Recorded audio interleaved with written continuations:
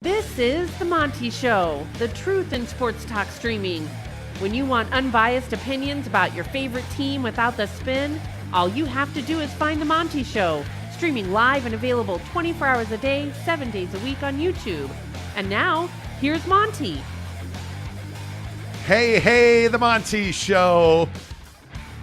See, you mess around, you forget to turn the mics on. We do basic stuff on the Monty Show, presented by our good friends at The Advocates, theadvocates.com. As I tell you every day, you guys, the best injury attorneys in the business. I was talking to a buddy of mine who asked me about, again, workman's comp. And I'm assuming there's a lot of workplace injuries because I get asked about workman's comp with the Advocates a lot. They're the best in the business at it because there's no situation in a workplace injury that the Advocates have not dealt with and won.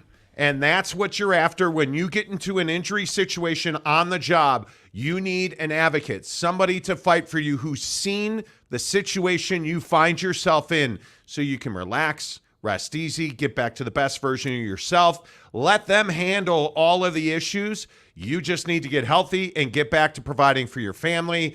And they do it without ever asking you to reach into your pocket. That's what makes the Advocates so magical. You don't pay the Advocates unless and until they win your case. At theadvocates.com, where you can chat with an injury attorney 24/7, 365 online at theadvocates.com. Hello, everybody. I see everybody in the comments already. I do like to shout out some of our special viewers on the show, which would include Mayor McCluskey, who he uses a curse word, like a very dirty, nasty word. Yeah, why would you put that as your name? Yeah, I can't say those things on the show right there, like the first part of it. Those nasty type words, you guys, like, listen. I literally think you can only say McCluskey. That's it. That's it. I mean, because you're just not. You're better than this. Yeah. You're better than and this. You know you are. If you think you're not subject to a recall, Mayor McCluskey, you just go ahead and watch yourself, because the esteemed, better looking than you with a nicer beard, Teddy Wayman, is also on the show. You guys, in all seriousness, before we get to ACC expansion and this Pac-12 new terminology the New York Post made up today, thank you for being here. We love you guys. You make this show possible. We are so thrilled that you guys listen to the show. You comment, even though guys like, Mayor McCluskey want to use nasty language and stuff like this. It's just unnecessary, sir. But, and Maury wants to know if he's one of the special people on the show. Well, you do live in Florida, Maury, so that makes you special. Hello, Mike Chase. Hello, Jaron Eccles. Hello, Christopher Shannon. Infamous Montoya, you're not special at all. No, you're not. You're not. Now, Mike Gundy's 61st winning percentage head coach of all time. Now, that's a special name. You see what I'm saying? I'm a man. You see?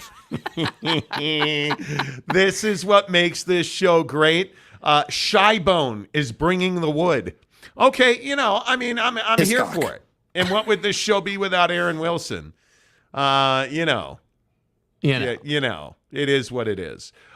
Real quick, $20 comes in today from Cleveland Rocks. Saw my first Browns game at the age of 6 in 1968. We are one of 4 teams that have never played in a Super Bowl. Teams like Pittsburgh, Dallas, New England have gone to the promised land a lot. Seriously, why is that? Well, because you guys are playing with washcloths. They're over here playing with beach towels. Just saying. I'm here to real solutions. We're a solutions-based company. Thank you. Thank you. Oh, man. Connor Cole also curses at us by saying the Natty is here. LFG. Connor Cole, appreciate you, who's been a member for a month. And speaking of members, everybody, let's go.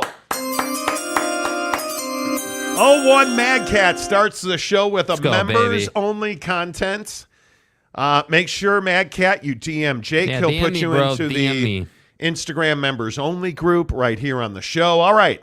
Good to stretch our legs and get everything moving early in the show. Let's talk about the biggest stories in college football today. I don't know. We're kind of 1A and 1AA because I find it very interesting that the New York Post today is reporting that the Big Ten and the SEC are threatening the Big 12 with getting Pac-12'd by the Big Ten and the SEC if they get, I don't know if their egos get too big, if their asks are too much in an expanded college football playoff.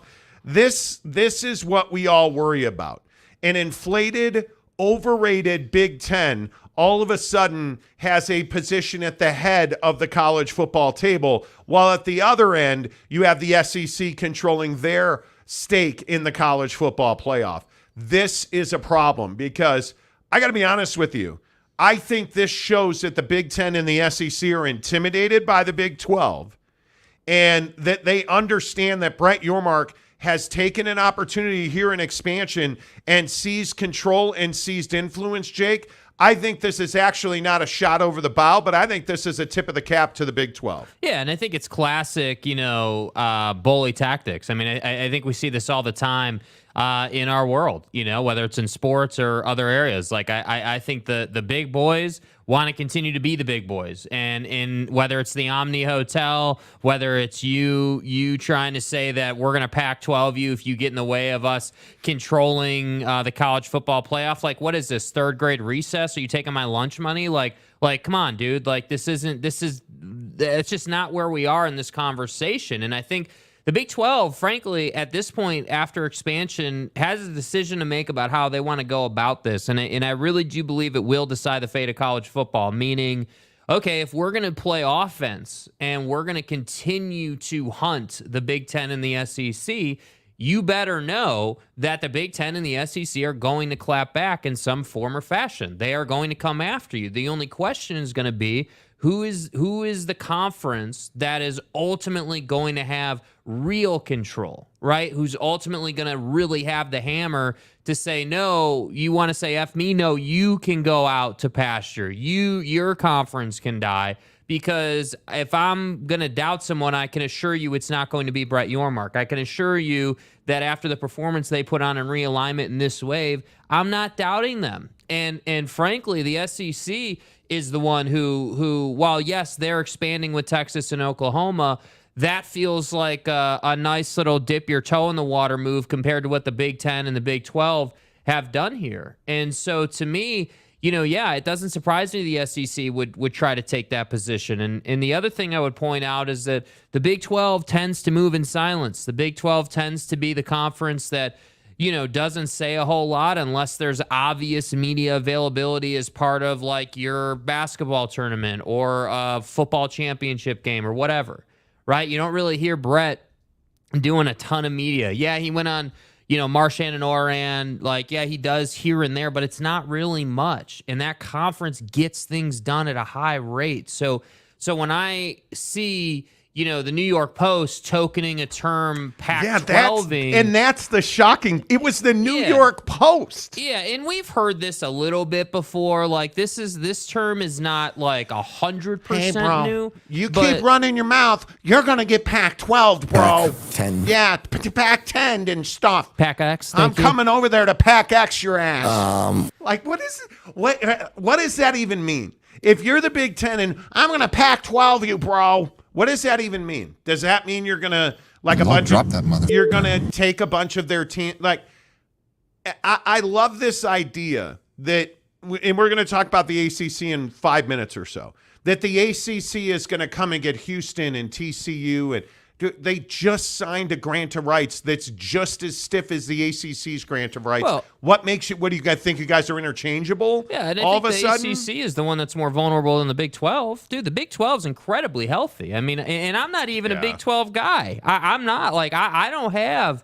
Again, on this show, like, this is not like an Oklahoma show or like a Texas show or a TC. Like, it's a Notre Dame show. Okay, relax.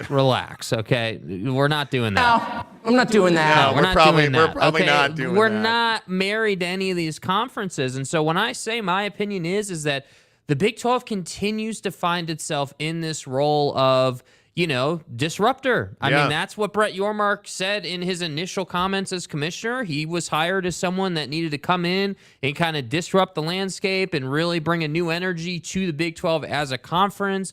And so that's why I say this progression is inevitable. This shouldn't be seen as, oh my God, the Big 12 should go run and hide in their room. Like, that's not the standpoint for them. But do you believe that the Big 10 and the SEC have the power to Pac-12 the Big 12? I do not. I think this is all posturing for what we talked about yesterday. We broke the news on the show yesterday that the college football playoff is going to have a very different look coming up in 2024 in less than a year. And I think when you see this meeting that is already scheduled for August 30th, so in a week and a day, that's the first meeting of the College Football Playoff Committee. It's not going to get done in that meeting, but I would think by the turn of the year, we're going to have a brand new power structure and a brand new, yellow brick road to follow to the College Football National Championship. And I think the G5 and the P5s, or the P4s, excuse me, are going to have a face-slapping competition about, hey, how many conference games will it require? Hey, are conference champions getting auto bids? Are the auto bids going away? And I think this right here is the Big Ten and the SEC trying to say, hey, we're the ones in control here. You'll do as we say. To which I say, I don't know where the Big Ten gets the idea that they're in control of anything. For the last decade, you've been a two-horse town, dude. That's it, right? That's all you've been. The SEC, hey, they carry the water. I totally understand it. You've got national championships left and right. Exactly right. Like, you've had the Saban dynasty. Now you've got, the Georgia and the Kirby dynasty. And, like, the SEC has a legitimate claim as the badass in the room, and they've earned that. But the Big Ten is this conference that thinks they run the world, and they do not. Congratulations on your $100 million, but you might actually want to win something. And while you get into the college football playoff every year, and I love this argument from Big Ten fans, we're like, well, we've got multiple teams into the playoff every year. Well, because you're auto-bidded, because you play nobody. You quite literally have been two teams for years and years and years. So this is not like you've been this special conference and you've had this unbelievable spread where every one of your teams has had an appearance, and you haven't. It's Michigan, and before Michigan, really it was Ohio State, and now it's Michigan and Ohio State, and now you're going to have to go and Pac-12 yourself to get more teams into the college football playoff. So before Jimmy and his khakis get all up on their haunches and stuff, you might want to tell the truth about who you really are. Mm-hmm. You're a two-team conference, and that's the reality of it. And let's not even talk about where you stand in college basketball, because the four bros coming in from the Pac-12 don't help you in that category. Facts. They truly do not. And maybe UCLA can change that a little bit, but let's not sit here and pretend that UCLA's been a world beater and they're contending in the NCAA tournament, because they're not either, right? The Big 12 has earned the respect that if this New York Post story is to be believed, that they're being threatened with being Pac-12, they've earned that respect, because that is respect born out of fear from the SEC and the Big Ten, in my opinion. I think the Big 12 has earned that because Brett Yormark is an operator. He is a mover and a shaker. This is hardly the first time the SEC has tried to intimidate the Big 12, right? Like, let's not joke around or beat around the bush or act naive about the idea that the SEC is trying to. The way I like to verbalize it is they're just trying to bully people in the PR room, right? They're just trying to say, hey, as good old Kirk Schultz used to say, the optics in the room need to be a certain type of way if you're the SEC, which is, hey, we've won the most. We got Alabama and Georgia. You guys can all pound sand. And frankly, I don't necessarily disagree with that strategy if you're Greg Sankey in the SEC. I get that strategy. But again, if you're Brett Yormark, I think the huge win here is precisely the opposite of what you said with the Big Ten. All the brands you added will help you in both sports, and you are already a really strong proponent in both sports. And by the way, all your presidents in the conference, which I think this is a key point, all the presidents in the conference are in alignment on where the conference is going. Can't say that about the ACC. I'm not quite sure you can say it about the Big Ten because there was a lot of hesitation around Oregon and Washington and what they wanted to do and how they wanted to do it. And you notice they dragged their feet on that a little bit. And they were a little bit worried about, raiding the Pac-12. Funny how we went from we're scared to raid the Pac-12 and be seen as conference killers to, we're going to Pac-12 you.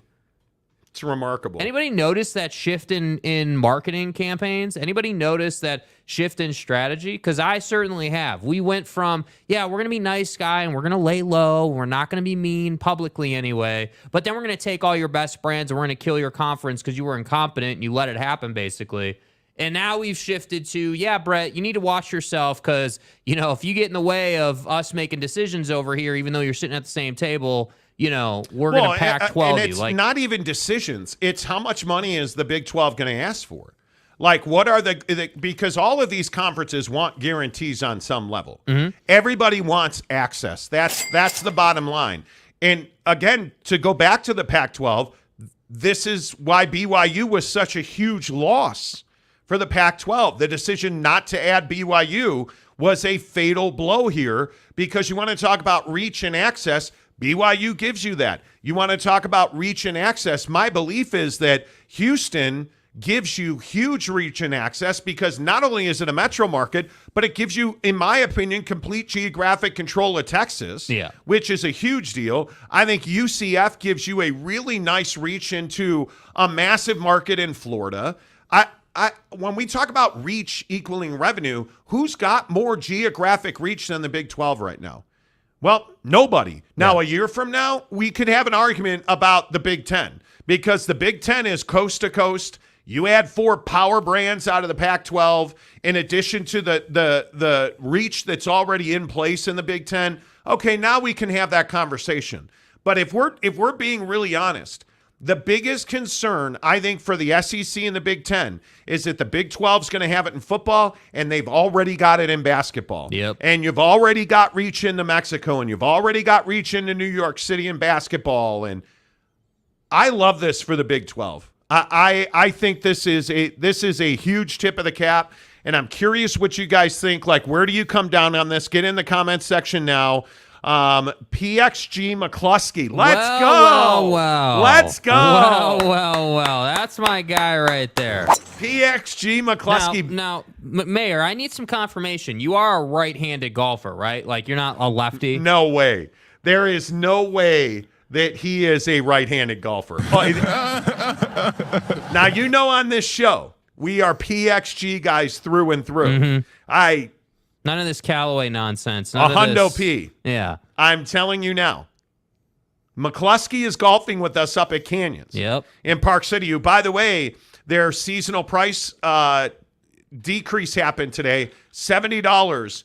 Any Utah resident, it's $70 a round at Canyons Golf in Park City now. It is unbelievable. Well worth it. Well worth your $70. PXG McCluskey is a right-handed golfer. Let's go, baby. I like it. We'll see you this weekend. We are playing Saturday at 3. Yeah. With Mayor McCluskey up at Canyon. It's going to be amazing. Phenomenal Hebrew. The SEC is 3 teams, Alabama, Georgia, and LSU. That's about it. Oh, contraire, mon frere, because one of the interesting things today we're talking about is the over-unders win totals from MGM. And MGM does not agree with you. Yeah. MGM does not agree with you at all. I think the thing with the SEC is that you have a situation where, sure, you can say that they're top heavy. Sure. I mean, but that's every conference on the football field. I mean, there isn't a conference that exists where, and sure, if you want to make the Big 12 is pretty solid top to bottom, that's fine. You can do that. But when we're talking about the college football playoff, every conference is top heavy in terms of the college football playoff. Yeah. But I think where the SEC separates itself is that they have the one-off team that can make a ton of noise. Like you look at in the SEC, like LSU is a good example. LSU is college football playoff caliber some years. They are. Like they are that team that will make a lot of noise in the SEC. But again, I think that's why this year for Texas, last year in the Big 12, I think it's huge. Because if Texas is going to come into the SEC and Texas is going to be a big brand, that can compete to win the SEC. I'm not saying they're better than Bama and Georgia, but I'm just simply saying if they're going to be in that championship game for the SEC, let's say, on a regular basis, that's a big deal for the SEC. So, and we haven't even gotten Oklahoma. So I think when you're looking at odds and you're saying, okay, what are the boys in Vegas saying? Like, I think it's kind of crazy when you look at these lines because they clearly say the SEC is strong. Yeah, you look at Georgia, Michigan, Ohio State, and Alabama. Georgia's at 11.5. Bama, Ohio State, Michigan are at 10.5. SC, Florida State, Clemson, Penn State, all the way down to Tennessee are at 9.5. Yeah. And then Notre Dame, we're not winning 9 games. Stop. Do you view this season as a failure? Well, don't get me started. But I think you look at the depth of the SEC. What is Ole Miss this year? Because I'm somebody that believes that Lane Train's coming. I think Lane Kiffin is not going to toil. I look at Tennessee. Mm-hmm. I think Tennessee is going to have another monster year. I think there is the disappointing team in the SEC this year. I think there's a real chance it's Florida. Mm-hmm. Is the disappointing team. But what about Jimbo at Texas A&M? And look, to your point about, hey, it's Georgia and Bama and LSU. Okay, sure. Historically, over the last 3 years, yeah, you're exactly right. You're exactly right. I think you look forward, and even just into this year, because I think your point about OU and Texas is exactly right. Mm-hmm. But you look at this year, I think obviously Ole Miss, Texas A&M, Tennessee, those are huge. But Missouri's got a chance to be a much better football team than they were last year. I think Arkansas, Auburn, you look at the bottom half of the conference is always what defines you. It's not the top 3-4 teams in your conference that define you. The strength of a conference is built on your really bad football teams. Yep. And obviously your Vandy's, your Mississippi States who haven't been relevant for some time. You need those teams to really step up. Can Duke win football games in the ACC? Can Drake May and Carolina win football games in the ACC? Those are huge questions. But if that's the measure, and I believe that it is, talk to me about the bottom of the Big 12. Yeah. Right? Like, I agree with you that West Virginia is going to be an absolute shit show. I think they are going to – I don't know that West Virginia wins 4 games this year. Because it's garbage. They're going to be terrible. But what do you – like, everybody is counting on this big backslide out of TCU. I think there's no doubt when you lose the talent they lost and you had the wins they had, you're going to step back. Mm. They're not going to win 5 games or 6 games and miss a bowl. Yeah. That we were watching a national show today that said, man, TCU's going to have to fight and claw for a bowl berth. And I'm like, do you have any idea what you're talking about? I look at the Big 12.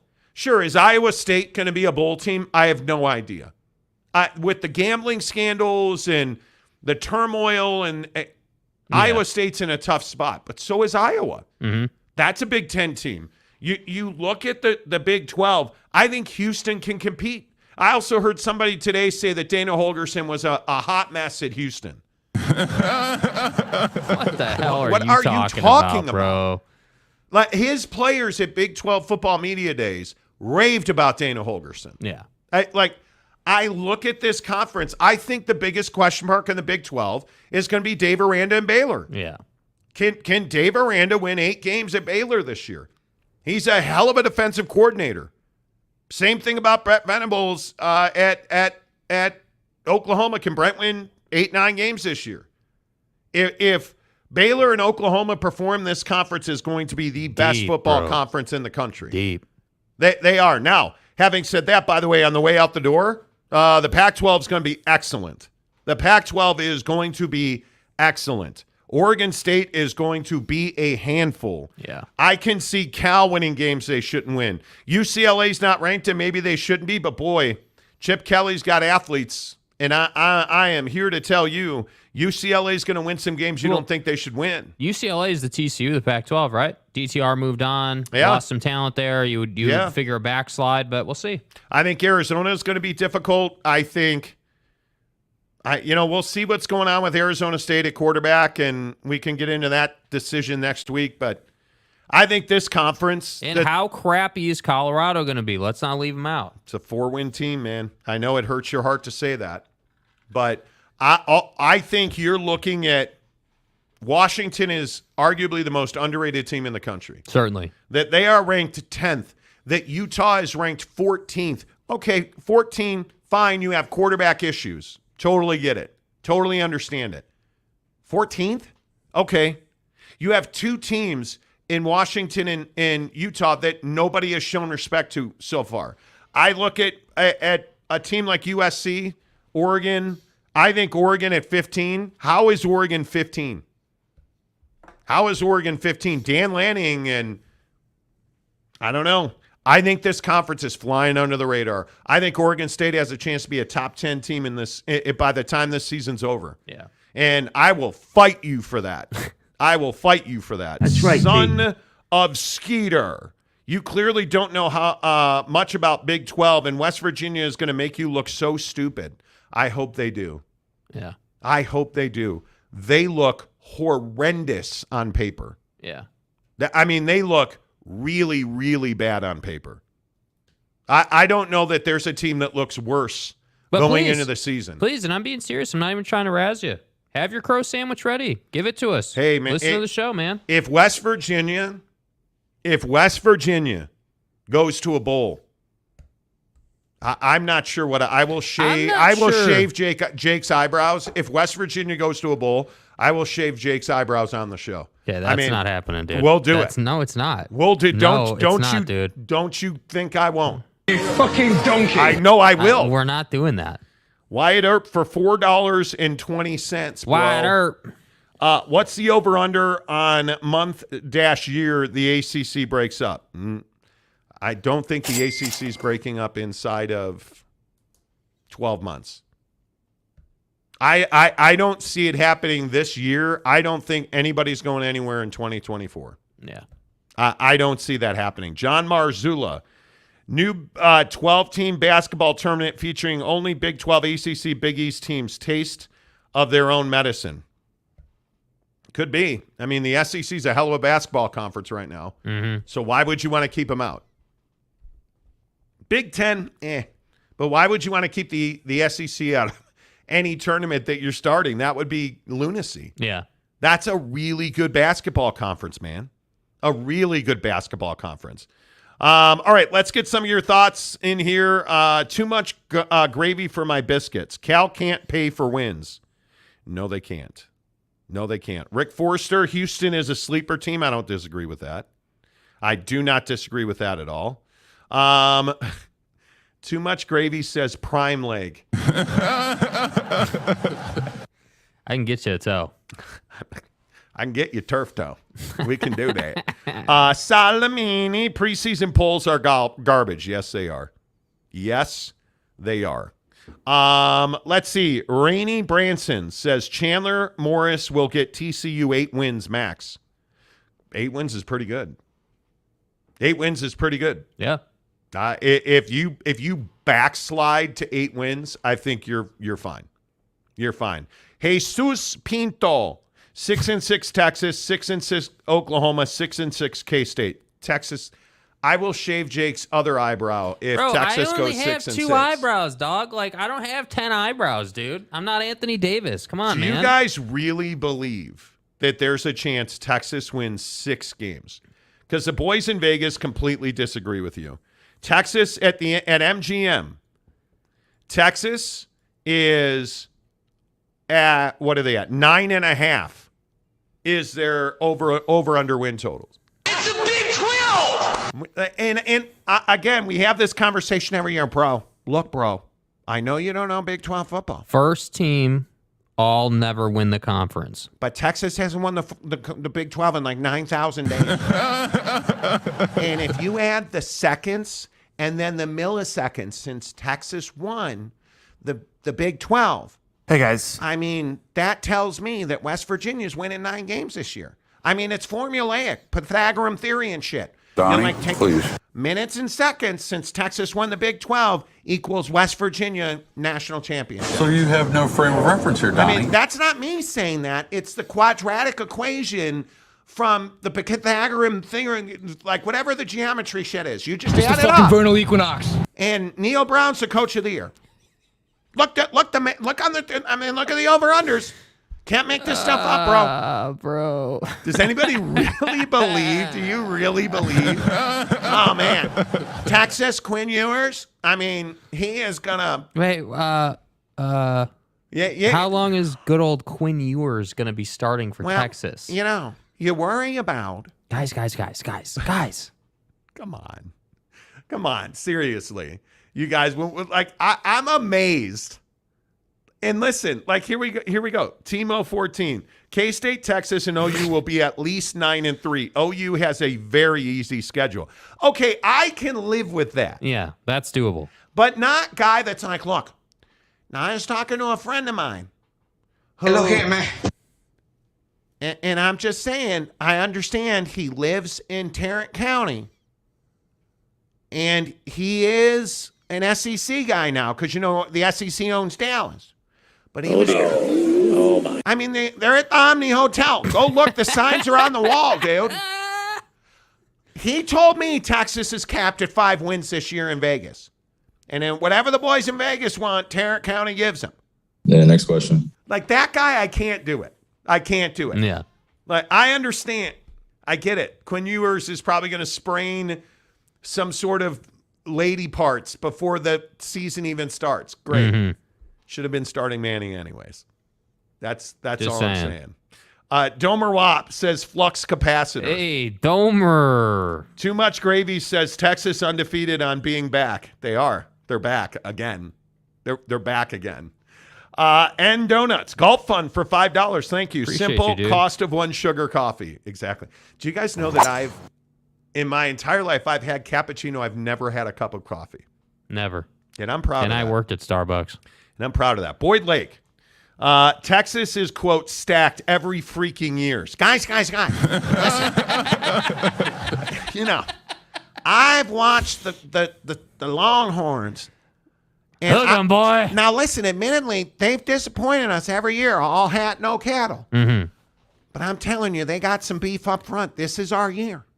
Some beef up front. This is our, like, I'm telling you, get out the Clorox wipe, get the manure off the boots, and head down to DKR, because this is going to be a year. Sark ain't drunk anymore. We're doing this thing. That's cute.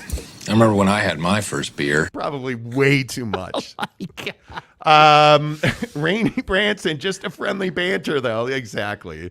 Monty, I think Washington Huskies will go 4-8 this year. Guys, listen. Who the f*** is that guy? Have you checked the rain gauge in Seattle? Bro. 4-8. PXG McCluskey, bro, my sources, bro, tell me. BYU is 18-0 this year. Know your role and shut your mouth. Okay? Know your role. Know your role and shut your mouth. BY freaking you. And they don't drink coffee either, especially not warm coffee. Or cold, is it up there? I don't remember. Iced. Thank you, sir. No caffeine, please. But you give them a gold can of Coca-Cola, BYU will beat that ass. Stay hard. You're welcome. This is all off the top of my head. Kaufman, bet the under on Texas. They never live up to their expectations. Okay, listen. I'm here for you guys. There it is. Yeah. The guys at MGM, BetMGM, have Texas at 9.5. Mm-hmm. And the under, if you go under, it's plus 105. Mm-hmm. So that's not a bad number. It's not a bad number. So do it. Show me how wrong I am. Show me how wrong I am. Dude, I will clean your boots with Jake's shirt personally. Let me tell you what now. You know, there's not a chance in the world. And Texas, I will say, okay, let me, oh God, he's going to make excuses now. Fat ass is backtracking, and that's a big track. Hit the damn like button. Thanks. Yeah, hit the like button and subscribe. Texas's schedule is not by any stretch easy. Rice, win. At Alabama. Loss. Wyoming. Win. At Baylor. Win. Kansas. Win. what are they calling it now? The All-State Red River rivalry, right, at the Cotton Bowl. Call that a loss just for conversation's sake. Dude, if Texas loses to Oklahoma now? Okay, call it a win. You're right. Okay, win. So they're one right now. That's 6 games. They're 5-1. They're 5-1, only lost to Alabama. At Houston. Win. 6-1. BYU. Auto win. 7-1. Wow. Guy. K-State in Austin. Oh, in Austin. It is at DKR. Damn, that's a not win, Manhattan. Dude. Yeah, that's a win.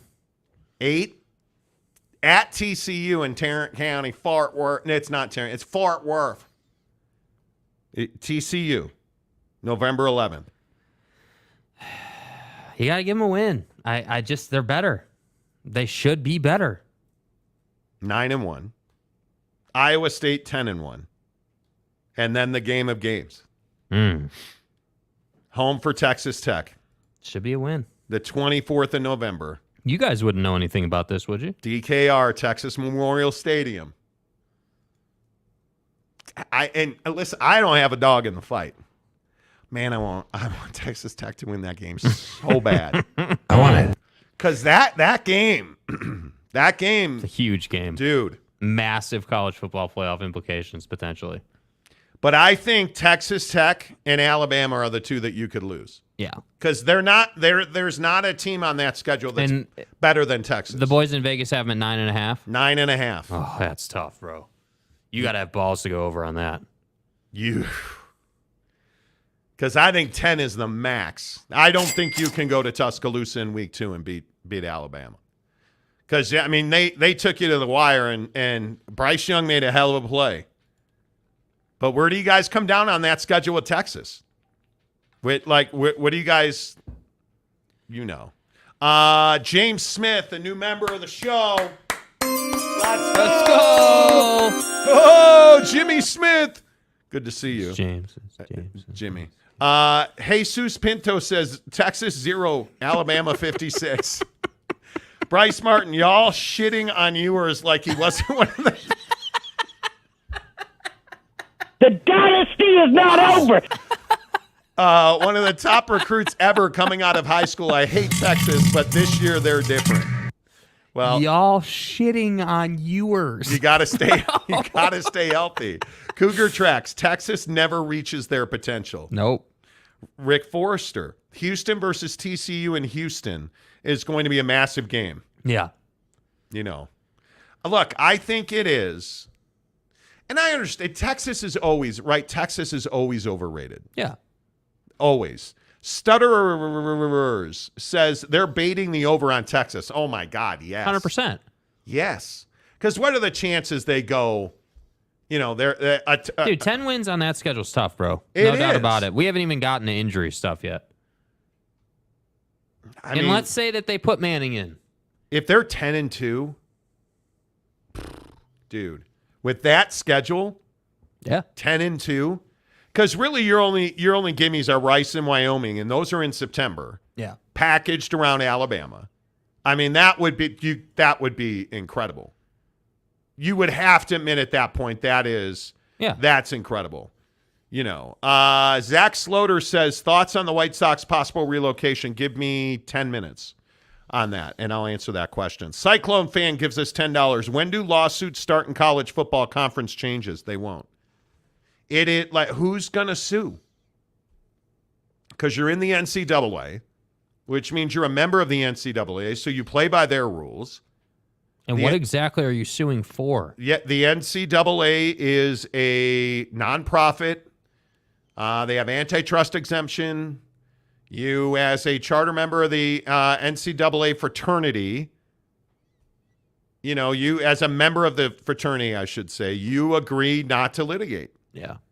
I mean, we've talked about this almost every day now. It's awfully difficult to do that. Yeah. Kurt Peters, with El Nino winter. Wow. My local weatherman says Colorado's going 6-6. Do all of your local weathermen smoke crack, or just that one guy? I'm just asking. There's no if that's pretty much self-explanatory. Just find me a path Buddy said they go 6-6. Find me a path. Even in the specifically while still in the Pac-12, you find me a path. Pac-10. Where Colorado wins 6 of these games. At TCU, September Loss. 2nd. Nebraska. Win. You think they're beating Nebraska? Yeah. Okay. There's 1 win. Colorado State. Win. Okay, there's 2. At Oregon. Loss. USC. Loss. At Arizona State. Potential win, but probably a loss. Throw it in for 3. Stanford. That's a potential win. 4. At UCLA. Loss. At or home for Oregon State. Loss. Home for Arizona. Loss. Loss. At Washington State. Win. No, that's a loss. At Utah. That's 4 if I'm giving you Arizona think State. that they can't beat Washington State? Because Washington State's going to be better than people think. Okay. Yeah. Washington State, I'm just telling you, Washington State is going to be better than people think. And when you look at their depth at quarterback, and you look at, okay, I know they're a gunslinger team, but Prime's team is going to be set up for high scoring games because he knows he can't stop anybody. Well, and the thing that is so impressive about Arizona State is Jaden Rashada is the starting quarterback there. Yeah. And you remember he is a true freshman, and he's a guy that signed at Florida with that massive NIL controversy. And yeah, dude. There's just not a way, man. Arizona State's a program I'm going to have to see before I believe. You're going to have to show I don't me that disagree with that. He's got that dialed in. I don't disagree with that at all. Because that team is always hype machine, and then not quite as bad as Texas certainly, but Arizona State's that team that's like, oh yeah, they're gonna be, this is the year, and it's like, no, it never happens. Delaric, Texas will lose to Bama Tech in a random conference game because that's what Texas does. It is because Tech wins the conference undefeated or 1 loss. Dude, Texas Tech. I want it so bad for all my boys in Lubbock. I really, really do. I want it. Because I think if you look at the Texas Tech schedule, and I understand it. Texas Tech, their schedule is very winnable. The Oregon game is in Lubbock. You look at, that Tarleton State game now. Their first road game is at West Virginia. If you don't beat West Virginia by 21, don't come home. Yeah. Don't come home. I agree. Houston at home for Houston. That's a win. And then October 7th, we're going to find out. And by then we'll know who Baylor is. But I think that's the first really difficult, hey, who the hell is Texas Tech? Because I think there's a real chance you're beating Oregon. Yeah. Can you go to Baylor and win after you face Tarleton, West Virginia, and Houston? And how healthy will you be coming out of the Houston game? Because they're going to feast. They are going to have hors d'oeuvres on your leg bones. Yeah. Like that Houston team is going to be nasty. And then we keep it real with Kansas State. Then you go to BYU, and trust me, that's a losable game. You're going I know. Well, it's BYU, first year in the conference. It's at altitude. It is going to be colder. What's the date on that game? October 21st. Yeah, there's potential snow on the ground. It's going to be chilly. Yeah. And it's LaVell Edwards Stadium, which is going to be jacked. So that's going to be a national game, in my opinion, nighttime. Yeah, Texas BYU should be a national game, no doubt. And then you go from Texas Tech goes from at BYU, home for TCU, at Kansas. I'm saying 10 is just such a high number, bro. Like that, you're 8 seems more reasonable. By the way, you also finish with UCF at home and at Texas. If Texas Tech. Yeah. If Texas Tech wins 9 games, I will personally. No, I'm not going to take a line from the Wolf of Wall Street. My point is, put Joey in the Hall of Fame today. Yeah. If that happens. Because, whoa, dude. That would be incredible. That would be, you win 9 games, my God. The Oregon-Texas Tech game, that game is, man.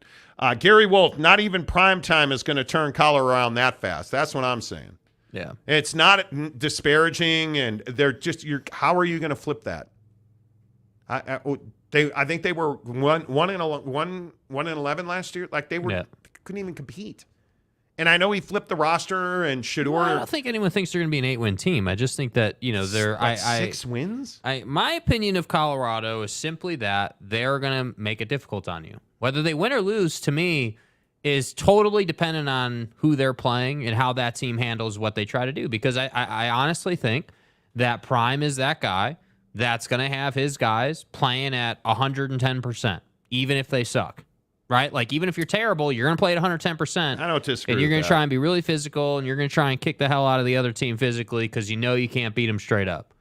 So, yeah, I don't disagree with that. So, the question for me with Prime is simply going to be, can the defense get him a turnover every single game? Can you get me one turnover every game? Because if you can do that, you have an opportunity at least. Now, I don't think they win in 6 games. I don't. I think that's incredibly difficult and a lot to ask in year one. Love to see him win 4 games, though. I think that's a huge improvement if he wins 4 games. Teddy Wayman says, I believe in Prime. And as Louis. Eddie Stas, CU wins 3 games. Yeah, right in that window. James L. says, I don't think Texas beats TCU in double OT, but I'm sure cheering for horns down on that one. Look at the way he did horns down. Oh, James, that's amazing. Teddy Wayman, Colorado will probably win 5, maybe 6 games this year. My Dude, goodness. I'm telling you, man, that's aggressive. Teddy, you got a position on Colorado, or is that just your take? My goodness. Rick Forrester, my priest told me Houston will beat Texas. In God's name, image, and likeness. Dude, you might want to change parishes. God bless. And Donuts, Colorado 3-9. Their team will be in total disarray. I don't know about disarray. About that, dude. Prime has a really good coaching staff. Yeah. And he's got playmakers. He doesn't have a 2 deep across the board. Yeah. He doesn't have 44 guys. He's probably got 35. Maybe. And you can't, and a conference as difficult as the Pac-12, man, winning 6 games in the Pac-12 is going to be a challenge for even like a Utah. Yeah. They're going to have to fight their way to wins. Mm-hmm. Oregon's going to have to fight their way to 6, 7, 8 wins. I look at USC. Again, I know everybody's like, oh, bro, totally overrated. Okay, so look at USC real quick. Look at USC. They're a top, I would put them top 3 team in the country. I think they're that talented. You know. Where's the first loss come for Great USC? question. San Jose State, Nevada, Stanford. At Arizona State, at Colorado. Arizona, at Notre Dame. I think they're... Notre Dame. No. Potentially Notre Dame. Is that home or away? That's at Notre Dame. I'm just telling you. You're Notre Dame. Notre Dame, our mother. Please bless us, because Notre Dame's going to suck. Notre Dame's good. I think saying Notre that Dame game is a huge wild card. Notre Dame's going to be lucky to be a 500 team. What if Caleb Williams is out for the season before the Notre Dame game? Oh shit!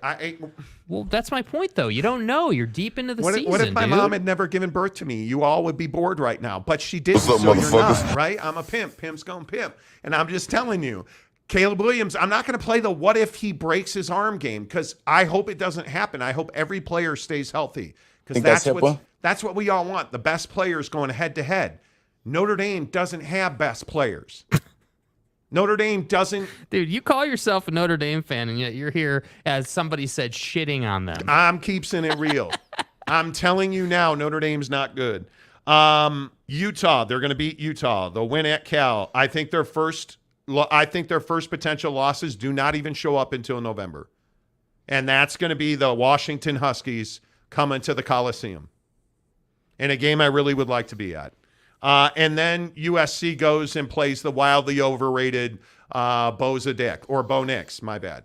Yeah, I know what time it is. Sentences You ran get confused together. and stuff. Billboard And stuff. Right. At Oregon on November 11th, and then they finish with UCLA. Those are their 3 best chances to lose a game. I think Utah's their 4th best chance. And throw in a crazy road game. Arizona State comes to mind, because They're going to have a wild quarterback, but I don't see USC losing until maybe November 4th. Okay. Unless Caleb's fingernail polish chips off and people get crazy, it could happen. But if he listens to Football at 50, 10 of the hour, every hour, I just don't see that happening. Because Football at 50 is presented by Papa Murphy's Pizza. Use the promo code Monty25. There's levels to this game, man. To get 25% off your purchase. Yeah. All right. Real quick, 8 minutes from now, we'll get into the ACC news. I want to start with Nick Bosa and the Sam Frogs Disco 49ers. Does anybody realize Nick Bosa is holding out? Is this one of the most under-the-radar stories ever? Oh, it's certainly not Jonathan Taylor killer whale level. Well, you know, Jim Irsay was going to pay a whale $20 million to fly across the country. Before he'd pay Jonathan Taylor. Nick Bosa is still holding out, and both Nick Bosa and the Sam Frogs Disco 49ers both say it's going exactly how they anticipated. Like, hey, man, we're 20 days, I think, away from the season or something like that, 14 or whatever it is. We're 2 weeks away from the season. What do you mean that this is how it's going? I think they're a Super Bowl contending team as long as Brock Purdy stays healthy. Yeah. And then they still may be because Sam Darnold's their backup now. But without Nick Bosa, this team does not win a Super Bowl, in my opinion. Yeah, it's different. And I don't know where the NFL and their organizations thought it would be a good idea to not pay your best players. Because that's where we're at. Hey, we're not going to pay Bosa. We're not going to pay Jonathan Taylor. We're not going to pay Saquon Barkley. We're not going to pay, any of these guys. And I just don't understand it. I don't know. Like, I understand that there's a cap and money. Yeah. And guys want more money. And, we get to sit around and talk about going short in some areas and, not paying Zach Martin. Like, why are we not paying our best players, dude? There is a cut of player in the league that deserves to be paid at the very top in the premium category. Totally agree. And then everybody else gets to take a pay cut because of that. And that's just how business works. But dude, the league is defined on making plays when it counts. And guys like Bosa make those plays. Yep, totally agree. So does Baker Mayfield. Baker Mayfield wins the Tampa Bay Bucs quarterback job. Shaboy, Let's Baker. Go, baby. Let's go. That's my guy, man. Come on now. Jake is a huge Baker Mayfield guy. Woke up feeling dangerous. Yeah, dangerous. I don't think this matters because I just don't think I think their offensive line has taken some hits. They're a bad team with a bad quarterback who's not going to win anything. I think Baker's serviceable. I just don't think Tampa's any good. And I think the other story around Baker Mayfield is he's suing his father's company over missing money. What is it, $12 million? Yeah, $12 million. Baker signs an NFL contract, invests $12 million in his dad's company, and then goes to find out where the money is and when he's getting a return, and nobody has any answers. So now Baker Mayfield is suing his father's company in what looks like a situation and sounds like a situation, in my opinion, where somebody stole Baker Mayfield's $12 million. Yeah, basically, Baker invested in his dad's company, or what he thought was his dad's company, and it turns out there's actually two companies, and the money's in a different company, and so now, it's just that it's all messed up, and this happens to athletes sometimes, and I am, much like Baker, very much surprised that this is an issue because it's his dad's company. You would think that would just be a little shocking. Yeah, you would think that would just be like, hey, yeah, great, here's the money back, appreciate you, son, like, we're good. Yep. But no, that's not what happened. Well, and then there is this whole situation with Aaron Rodgers playing for the Jets this week. Mm-hmm. There was some shock and awe that Aaron Rodgers was going to suit up in a preseason game. Are you surprised? Would you play him? I would play him. Yeah, Robert Saleh said. Yeah. He said we're not going to be careful, but we are going to be weary. They are going to monitor him very closely. They can't afford to have Aaron Rodgers get hurt. But you've got to play football in the preseason. I am not a believer that you can just show up and play in week 1. Yeah, well, and I think the thing for Aaron is that, there's nothing that replaces that game speed rep. And I'm not even saying for Aaron's purposes. I have no doubt what he can do. I think this is much more about, hey, that offensive line, guys, Aaron Rodgers is stepping up behind you. It's time to do your job. It's no longer good enough to let Zach Wilson just get plastered all over the turf. So, to me, I also think, when do we start seeing Aaron Rodgers do the whole, snap count thing and getting free plays and all the stuff that he did in Green Bay? Well, that's a great question. He's got to be able to do all that. He's got to be able to change protection. He's got to be able to mess with, vocally mess with the defensive line. But all he that. has his offensive coordinator there. They know each other. They're very familiar with each other. The thing that concerns me most is just chemistry with his wide receivers, and you don't get that in practice. That comes in games. And then, by the way, it's Tuesday night, so Hard Knocks is out tonight. Yep. What do you guys make of Aaron Rodgers, the star of Hard Knocks, which is pissing everybody off? Yeah. Is Aaron Rodgers too much a part of Hard Knocks? I mean, you understand why in the opening episode Aaron Rodgers is the centerpiece. I get it. I understand it. And I even understand why last week, when they did the whole mentalist thing, Aaron Rodgers was a huge part of that. I get that. But I think the hard part for Hard Knocks this year is that they're not being given total access. They're not being given the, hey, yep, here's the, do anything you want pass in the organization. Because that's what Hard Knocks is about. And I find it funny that, Aaron Rodgers is literally on Hard Knocks talking about to the guy who voices Hard Knocks, hey, why aren't you guys giving us more access or whatever?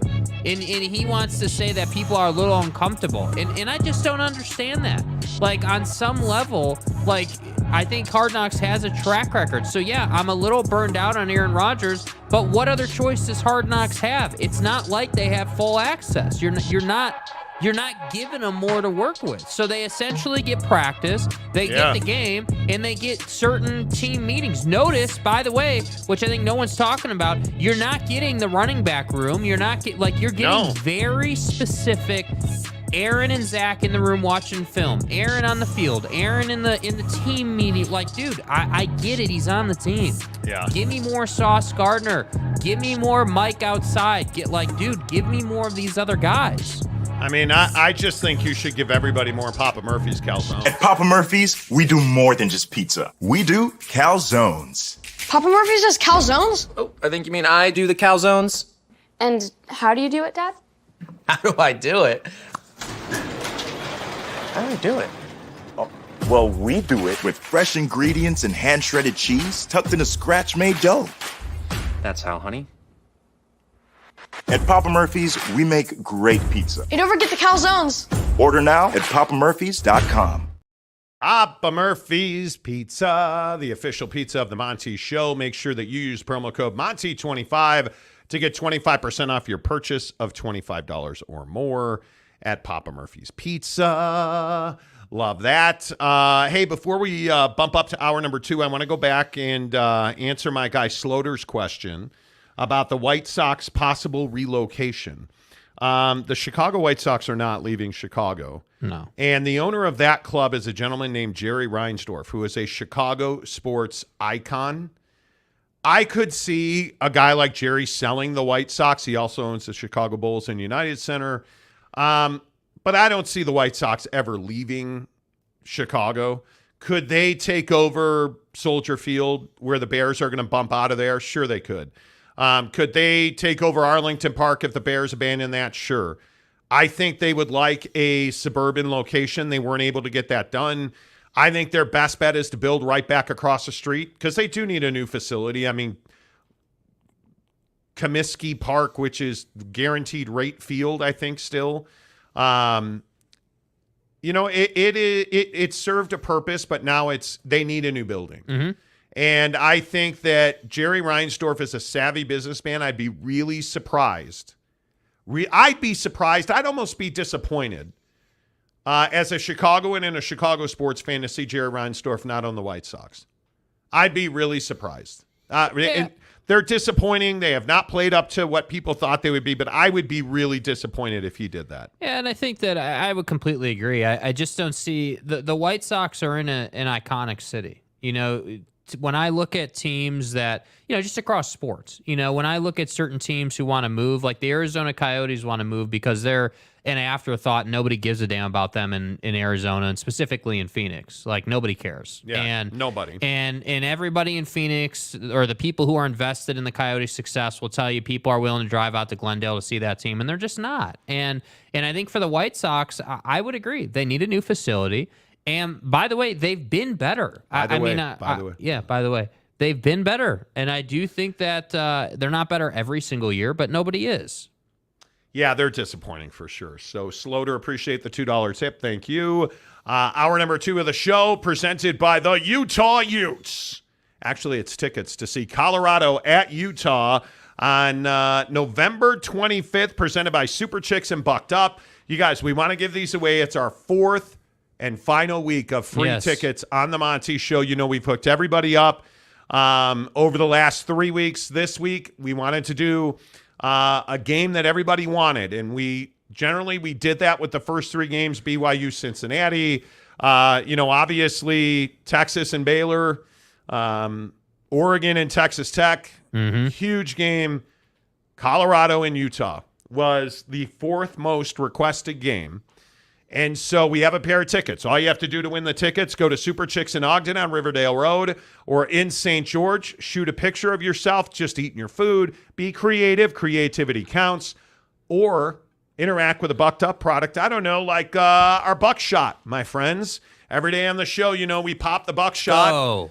Usually it's an hour ago, but we got carried away with talking in different voices. But with Bucked Up, and their Buckshot product, 200 milligrams of caffeine, and it gives you a phenomenal mental lift. Done. Love it. Get them online, buckedup.com. Use the promo code Monty20 to get 20% off, or just go to any convenience store, whether you're in Texas, Florida, no matter where you are, California, Arizona, Utah. If you're in Utah, Arizona, Nevada, go to Maverick. If you're in Texas, go to Hy-Vee. Go to your local store, get yourself some Bucked Up, or you can order it online at buckedup.com. You can get it at walmart.com. If you're in Utah, again, you can go to any of their great Bucked Up stores. Tell them, hey, Monty sent me. They'll give you a free energy drink at any of their Bucked Up stores. Take a picture. Tag us on Instagram or Twitter. You're entered to win. We'll announce the winner of the tickets on Friday for Colorado at Utah, November 25th. Thanks to our good friends at Super Chicks and Bucked Up. All right, hour number 2 of the show. Let's kick off with what I thought was going to be the lead story. But it is ACC expansion, and the ACC wants closure on expansion this week. And I think some things have changed. There have been some twists and turns in ACC expansion. One of our sources, was telling us over the weekend that it was absolutely not going to happen. Talked to several other sources and then went back to the same source who told us today, well, some things have changed. The Carolinas, which are North Carolina and North Carolina State, have moved from a hard no to a maybe based on the fact that Cal cannot take $0. They want to subsidize the money that Cal will be paid with SMU and Stanford, because Stanford has now indicated that they are, in fact, willing to go $0 for 3 years. They will take $0 in media distribution for 3 years. SMU has indicated that they will take $0 for 5 years to get into the ACC. And if they're able to get Stanford to sign on the dotted line for $0 for 3 years, ACC expansion is as good as done, because they'll take that on top of SMU's money, and they will distribute that based on a revenue split. So the top teams in the conference, mainly Clemson and Florida State, stand to make significantly more money, as does North Carolina, by the way, which is why you're seeing those universities are now willing to open the door to ACC expansion. And if Miami plays ball, and we'll see if Miami plays ball, because I think Miami is one of the great unknowns in ACC expansion. If Miami agrees it's over. Because I think North Carolina and North Carolina State are tied at the hip. North Carolina is going to say yes because it's significantly more money for them. That just leaves Clemson and Florida State, who can't stop anything on their own. I think ACC expansion, Jake, has never been closer.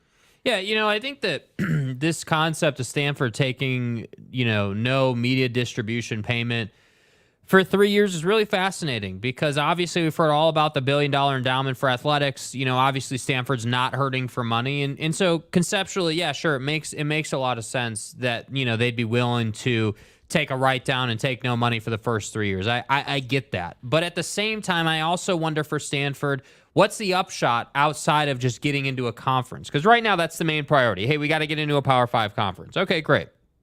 But long term, if you're Stanford, what does this look like? Because the thing with the Mountain West that to me was attractive if you're Stanford is that, hey, it's only 3 years and then you're out looking again, which would allow you to leverage a little bit, which would allow you to scheme a little bit, have more conversations, and potentially find a better home that didn't require you to fly across the country, right? That, to me, was what was exciting about the Mountain West. But for Stanford, I just wonder, hey, if you're going to get into the ACC, what are the implications as far as commitment are concerned? I mean, are you committing to 2036, or is the ACC going to find a way to change that as a group? Because I don't know that if I'm Stanford, I'm necessarily loving the idea of being committed out east till 2036, especially with what the Big Ten and the SEC are allegedly saying to the Big 12, right? Because when I look at the behavior of the Big Ten and specifically the behavior of the SEC,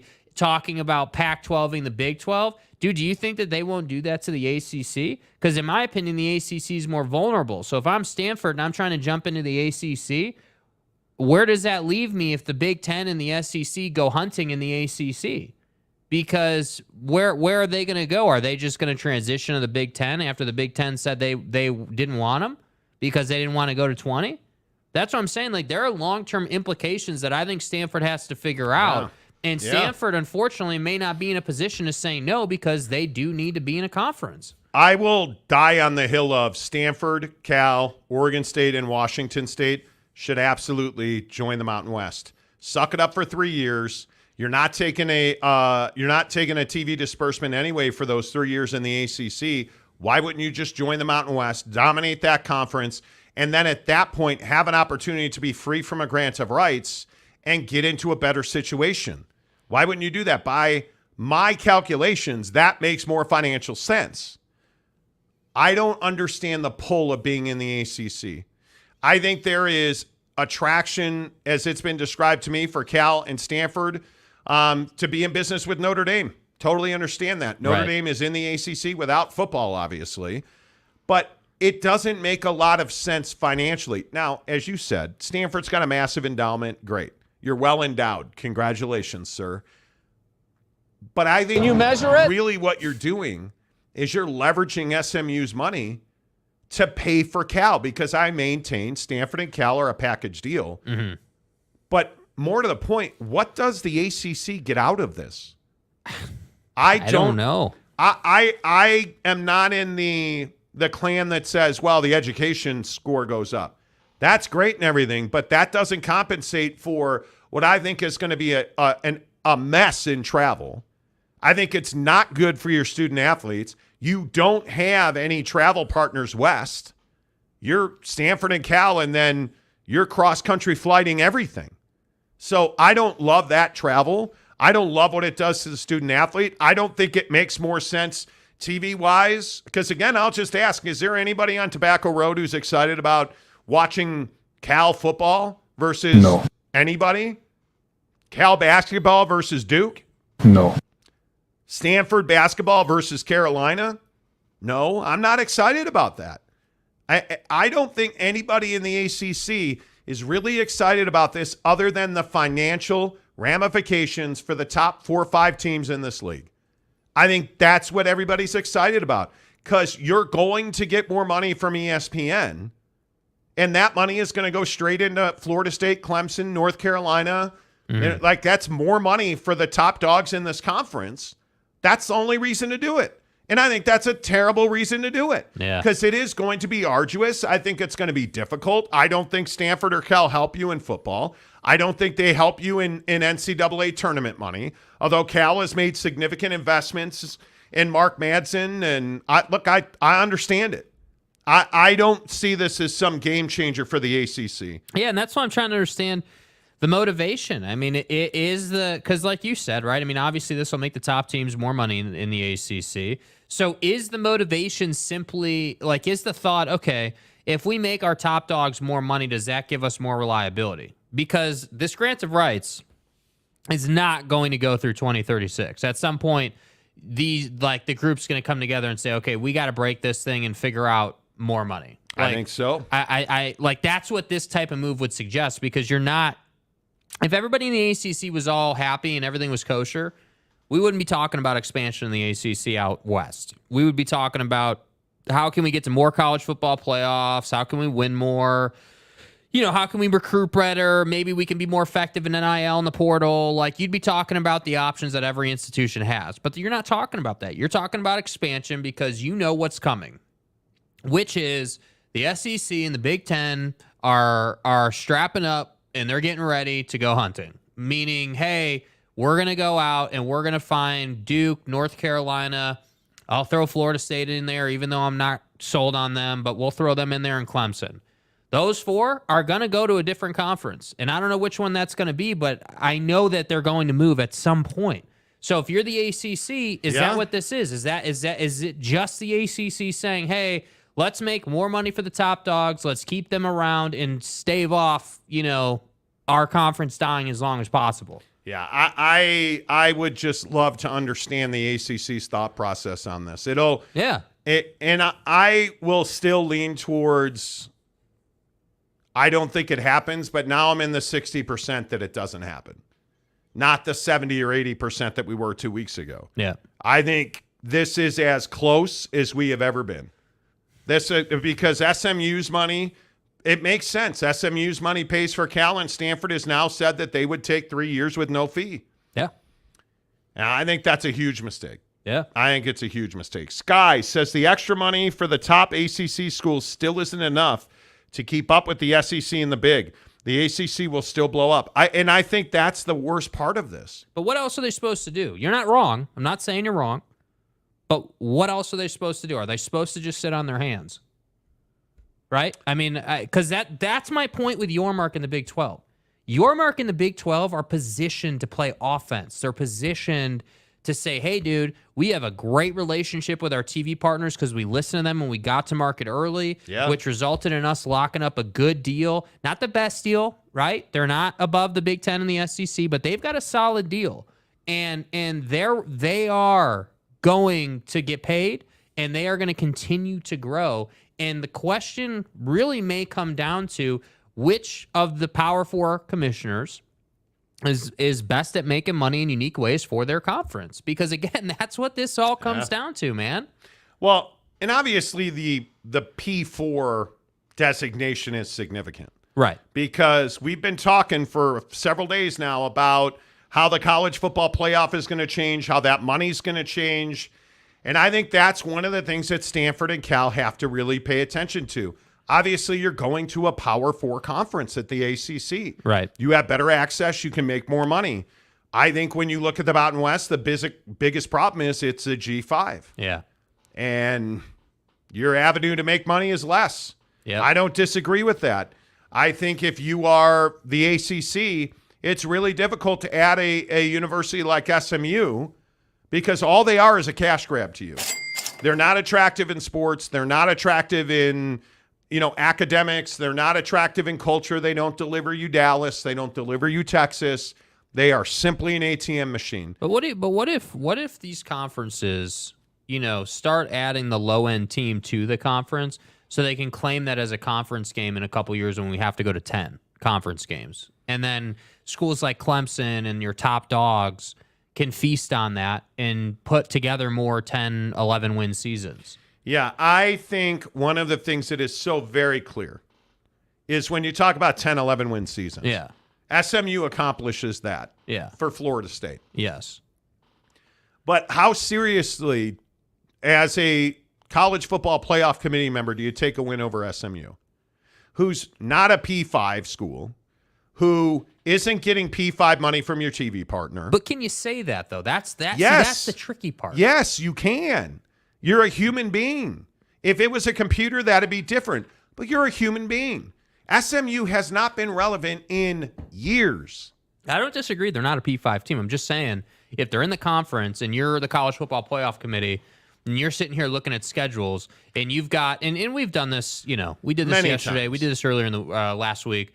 But you look at the Western Kentuckys of the world who are on Alabama's schedule, I think. I mean, you look at schools like that, and if that's a conference game, does that change the distinction? Because Western Kentucky obviously is not in the SEC, but if SMU was in the ACC and you're looking at, okay, hey, how are we going to rank the top 6 in the college football playoff when we're in November? How do you weight that? Because I think that's the difficult part. SMU is not good. I know, but I think the way this works, because you have to remember how desperate Cal is financially. Right. Cal has a massive debt load on Memorial Stadium, their football stadium, which they renovated. It's beautiful.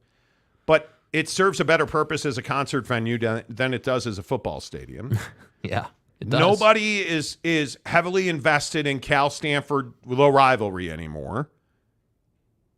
You're losing access to high dollar value events because, frankly, you're just not somebody that is taken seriously in college football. I think this is you have to look at the ACC and hope that somehow the money works. Yeah. You're going to get money from UCLA. You are going to get money from the ACC. You've got to find a way to win some games. It is imperative that Mark Madsen, the new basketball coach at Cal, does not fall on his face. Yeah. This is must-win territory because you are financially destitute at Cal. They don't have the California education system is broken. Their finances in the athletic department have been broken. So SMU is basically financing Cal's path to the ACC, and Stanford's going to take zero money. Yeah. That's the only way that this makes sense. That's it. It's the only way it makes sense. And insane. I think this is SMU understanding their value proposition. Oh, if you're SMU, it's perfectly clear. Hey, we're just trying to get into a Power 5. Again, we've had this conversation for a while. I mean, if you're SMU, this makes perfect sense. Hey, yeah, it does. And again, you want to talk about endowments. We've talked to the folks up at SMU. We know what that situation's like, and they can afford it. They absolutely can afford it. No problem about it. To not get paid for 5 years in terms of TV distribution. But again, it brings me back to the point of what your Mark's philosophy is in the Big 12. Yes. Dude, you have to make a lot of money outside of distribution. If distribution is your only financial payment on that budget P&L sheet, dude, you are in a bad place. You've got to make more money than that. And then what do you say to Wazoo?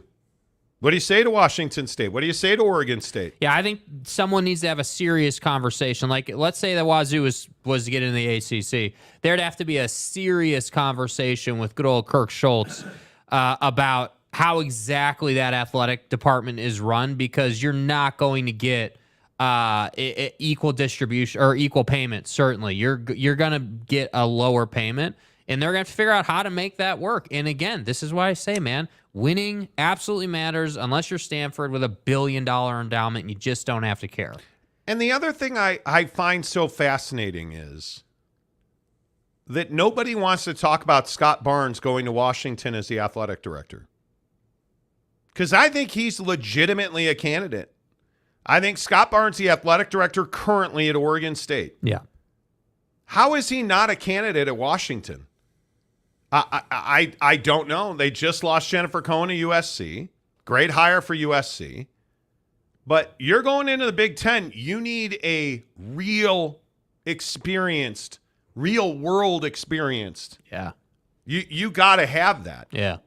And I think I look at Scott Barnes. I don't have any doubt that Scott Barnes is the best candidate available. No, he's absolutely capable. He's absolutely, more than competent to do what they need him to do. And I think that, You better be. Dude, that concept of, hey, you're going into the Big Ten and you need to be successful. You need to be successful for a number of reasons. Again, we talk about, on the show, we're talking about how the Big Ten and the SEC are, threatening and hounding the Big 12 in a sense. And if you're Washington heading into the Big Ten, dude, you need to be successful. I mean, it's not just incumbent on Lincoln to carry the load of these Pac-12 schools going into the Big Ten. I mean, you need to be good. It's not acceptable to lose. But I still wonder how many members of the ACC actually want expansion.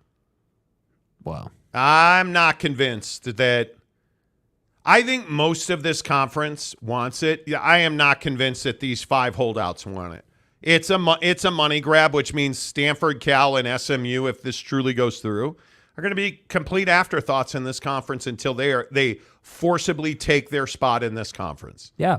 And I just would not put myself in that position. I'd rather take a write-down for 3 years. The problem is the way that these TV contracts are listed, who's going to pay for Stanford in 3 years? Well, and my question for Stanford is, when it comes to realignment and expansion and, find a new home every 8 to 10 years, because that's what the cycle typically is. Like, if you're Stanford and you go to the ACC and you are, an afterthought athletically, right? Because they're definitely not an afterthought educationally. But you're an afterthought athletically. When do you change that narrative? Because, again, I've been the guy that said, hey, winning matters if you're Stanford, and not winning certainly matters. So if you can go to the ACC, and let's say that inside of 3-4 seasons, Stanford is relevant on the football field. Let's say that Stanford isn't winning the conference, but is a deciding factor in a sense. A team that hey, you got to go and beat Stanford to get to the championship game, and you lost to Stanford. Yeah. Suddenly you're not an afterthought anymore. Suddenly teams start to respect you a little more. So I'm just curious,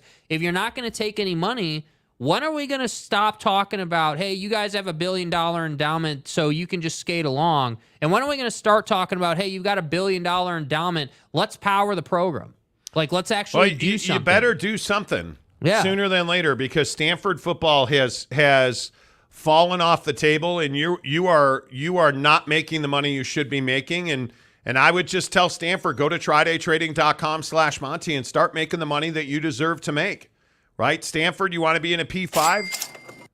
Well, if you want to go to Disneyland for vacation, if you guys are looking to make that bread, and I say this every day on the show about Tri-Day trading, I think it's really important that in our climate where people are being forced to go back to the office who don't want to be there, who hate their jobs, who hate their bosses, why do you live your life like that when you have a lifeline at TryDayTrading.com, which is the best day trading institution on the planet? No matter where you're hearing this, Tri-Day Trading has the program for you.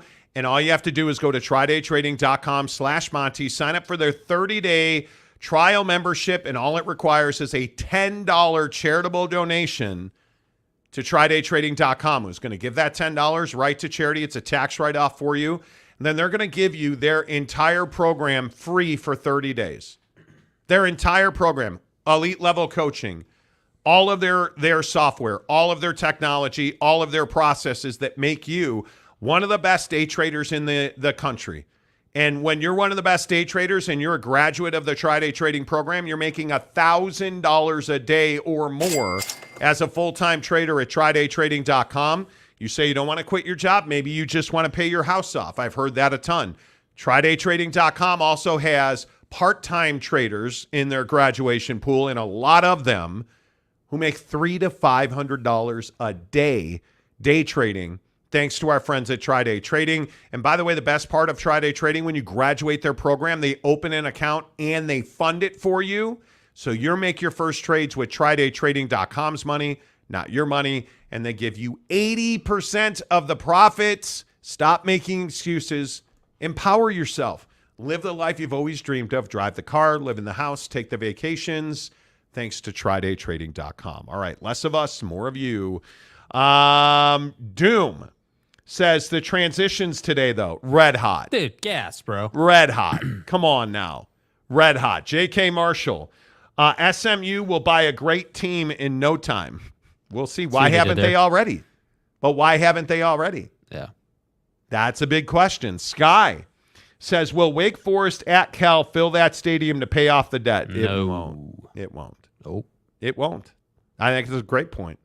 Ron Nolan just ran season simulation for Colorado Buffaloes. Guys. They win one game, Colorado State. They lose by 3 to Washington State, by 5 to Arizona State. They lose to Stanford 2 touchdowns. Simulations, man. People send me screenshots of the sims that they do. Mm-hmm. And I'm like, hey, that's cool. They're never right. So you have no frame of reference here, Donnie. They're never right. OG Gary, 12 and ACC merge called the Back 12. Okay. You know. Gary Wolf, ponies, massive endowments. Yeah, I mean, endowed like a horse. Oh, that's not what you meant. That was different. My best of intentions, yo. Mike Smith, if SMU has all that money and does not win championships every year as it is, not sure how less money and more spent on travel costs versus better competition is going to make them a better team. It's one of the great mysteries of life. Why isn't Tulane a candidate for ACC expansion? Very simple. They're not a P5 university. Very simple. But that's neither it. is SMU. But SMU has a massive donor base and a huge collective and a ton of money. Yep. And Tulane does not. Tulane's not willing to take 5 years of no media distribution. Yeah. It's very simply a money proposition. Money makes the world go round, man. Yep. And when you have SMU that's willing to forego media rights distributions for 5 years and $200 million from boosters, I mean, that buys you a lot of cred with the ACC, apparently, or at least that subsidizes Cal, which is what really needs to happen to make ACC expansion with Calford a reality. Yeah. So that makes sense. It makes sense to me. But again, you know, Tsunami Warning and Domer Wop are having conversations. The stadium is ripping itself apart at 2 inches per year from the Hayward Fault and could get a 7.0. That's why they rebuilt the stadium. I don't believe that's currently still the case at Memorial Stadium, where Cal plays. So the reason Cal is so debt-strapped is they had to basically rip their football stadium down and rebuild it. Because, as you know, the Bay Area has multiple active faults, and everything they do there has to be built to specifications to withstand significant earthquake activity. It was found that Memorial Stadium could not do that. And one of the things that happened while I happened to work at the great KMBR 680, the sports leader, was that they did what's called seismic retrofitting at Memorial Stadium. And the cost overruns were amazing. And so that stadium is in good shape. The issue becomes the money it took to get that stadium in good shape. Yeah. So it's been an absolute disaster, dude. Their finances are in terrible shape. Yeah. Matthew says SMU has very little going for itself. They don't.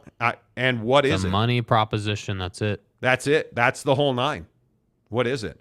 Doom says Stanford has a Cal problem. They do. But SMU solves that problem. Mike Smith, Vandy is already in there. Difference between that and adding a new team to a conference. Very different. Very, very different. Matthew says Utah and TCU are really the only schools that have earned their way into a power conference by winning. Well, and the funny thing is Boise State. Boise State was one of the original BCS busters and never got the call. Yeah. Is Boise State a P5 university? Not right now. No. I don't think so. What will it take?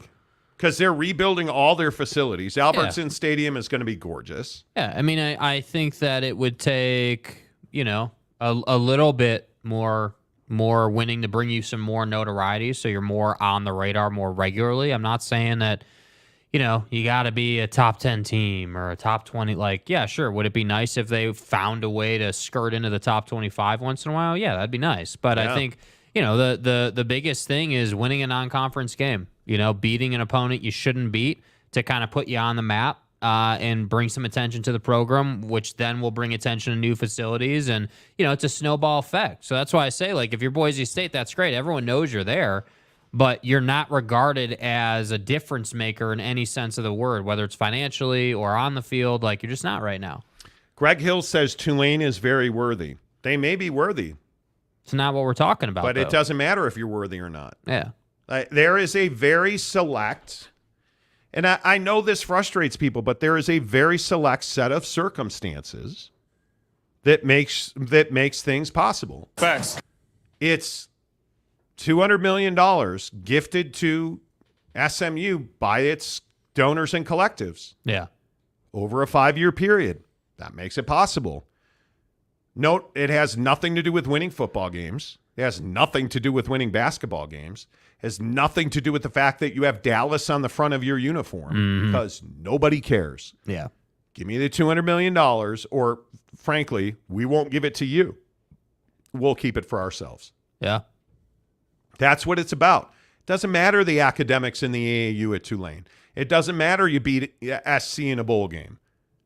It doesn't matter your football program's been trending in a very strong direction. It just doesn't matter. Yeah. Do you want to forego media rights distribution for the next 5 years? Oh, you don't? Okay, we'll move on. Have a nice day. That's what it is. Oh, you do? Okay, great. We can talk. And I feel bad because it's unfortunate. But that's what this is. And I think that a lot of people want to be nice about, like, business. And again, some people might say, hey, we're just being an asshole about it. I don't really feel like I'm being that much of an asshole about it. I don't think so either. I think it's much more of just this is the circumstances with which you have to work with if you're SMU. And unfortunately for Tulane fan wants to sell you a story on that SC bowl game performance. And unfortunately, that's not enough to catapult you into some conference because of what my guy here has just explained. So I just don't think that it has to be such an emotional thing. I think what you need to understand is that at some point you have to do something in your athletic department in football or basketball to make you an X factor in the conversation with a Power 4 conference. So, you look at, like Nebraska or Wisconsin. Why did those two schools just wake up one day and say, yep, we wanted to go get Luke Fickell? Why do you think that happened? Because they saw the writing on the wall, 2 years ago when they hired him now? They knew what was coming. They knew. 2 years? No, like 2 months. I mean, they just hired Luke Fickell. This will be his first year. Okay, 6 months ago they hired, whatever, 3 months ago. They saw the writing on the wall. They know that, hey, our football program cannot be this crappy moving forward. We have to show our conference that we are valuable because at some point it's going to come back to you. So whether you're in a P4 and you're not showing value or you're outside looking in and you're SMU or you're Tulane, you got to have a reason for a conference to add you. SMU's has nothing to do with their ability to win a football game. No, it's got everything to do with, hey, they have money and they help us add other brands. That's it. All right, Cleveland Rocks for $2. Do conferences start dumping their dead weight? Seriously doubt it because that costs them money. Yeah. So and Jake's going to lose his shit here in a minute when I say this. It doesn't matter if you win or not. Mm-hmm. Are you a P5? Because that's what TV networks will pay for. That's what it comes down to. Yeah, I think that ESPN's willing to pay for Stanford to join the ACC. They're not willing to pay for Tulane. They're not willing to pay for UTSA. Right. I heard from a UTSA guy in the comments yesterday. We get it. You guys are mighty. And by the way, I see you're going through a tropical storm through Houston and San Antonio. Be well, my friends in Texas. But my point is that doesn't make you P5 worthy because you're an upstart at UTSA.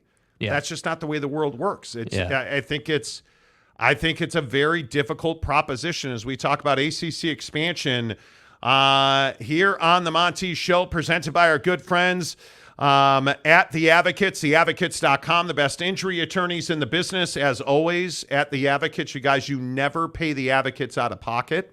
No, you don't pay the Advocates unless and until they win your case. I was involved in a hit-and-run accident. My chiropractor recommended me to the advocates. They completely took care of everything. Now that my case has been settled, I feel like I can go back to my normal life, all thanks to the advocates. The Advocates at theadvocates.com. Make sure you tell them you heard about it on the Monty Show. The best injury attorneys in the business. And again, you never reach into your pocket to pay the Advocates. That's why they allow you to chat with an attorney online for free, 24/7, 365. No consultation fee needed, no big retainers. Get the answers you're looking for. Get the confirmations you're looking for. Get the peace of mind you're looking for by working with the Advocates at theadvocates.com. Coming up here in 4 minutes, we'll get to our prize picks of the day.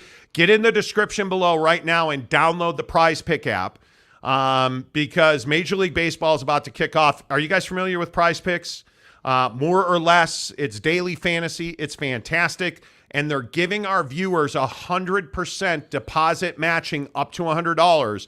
You deposit $25, they'll give you 25 more. You deposit $100, they'll give you 100 more. Prize Picks, download the app right now. We'll do Prize Picks baseball here coming up in about 5 minutes. Let's see. Mike Smith says, honey got a nice hiney. Is that wrong of me? It probably is. Bro, what are you talking about, man? It probably is. Richard says nobody is jealous of the ACC. And Mike, you might be right. SMU is. I see. I think everybody tries to look down on the ACC now that the Pac-12's dead. I would look down on the ACC. It is a really interesting conference, and if you add Stanford and Cal, I think that conference is going to be around longer than people think because they're not going to vote to melt down the ACC. Why would you join that conference on a long grant of rights and then vote to destroy it? It doesn't make a lot of sense. And I think by that grant of rights, everybody, I think, looks at the grant of rights in the ACC as a negative. I would tell you it brings you stability and it gives you financial comfort throughout. Now, it's a long, 2036, a long way away, 13 years away. I understand that. But it gives you 13 years of stability. It gives you 13 years of not having to worry about being Pac-12, if you will. Mm-hmm. Not losing your TV deal, not losing your existence. So I think there's more upside on the ACC than people make it out to be. And I think a lot of that is right now, Clemson and Florida State don't have anywhere to go. If the Big Ten wants to, expand, okay, I think that's a different conversation. Or if the SEC comes calling for FSU, which they won't, I think that's a different conversation. But the hard part for me is who's paying the $120 million exit fee? Who's got that kind of bread? FSU's out to private money firms trying to find it. Yeah. I don't think the ACC grant of rights is the death knell that everybody makes it out to be. I truly do not. And I think it makes a lot of sense to take a flyer on somebody like SMU who's willing to just say, yeah, we don't want your money for 5 years. And why is SMU willing to say that? Because they know they'll be in a P5 for 13 years. Yeah. They don't have to worry about that.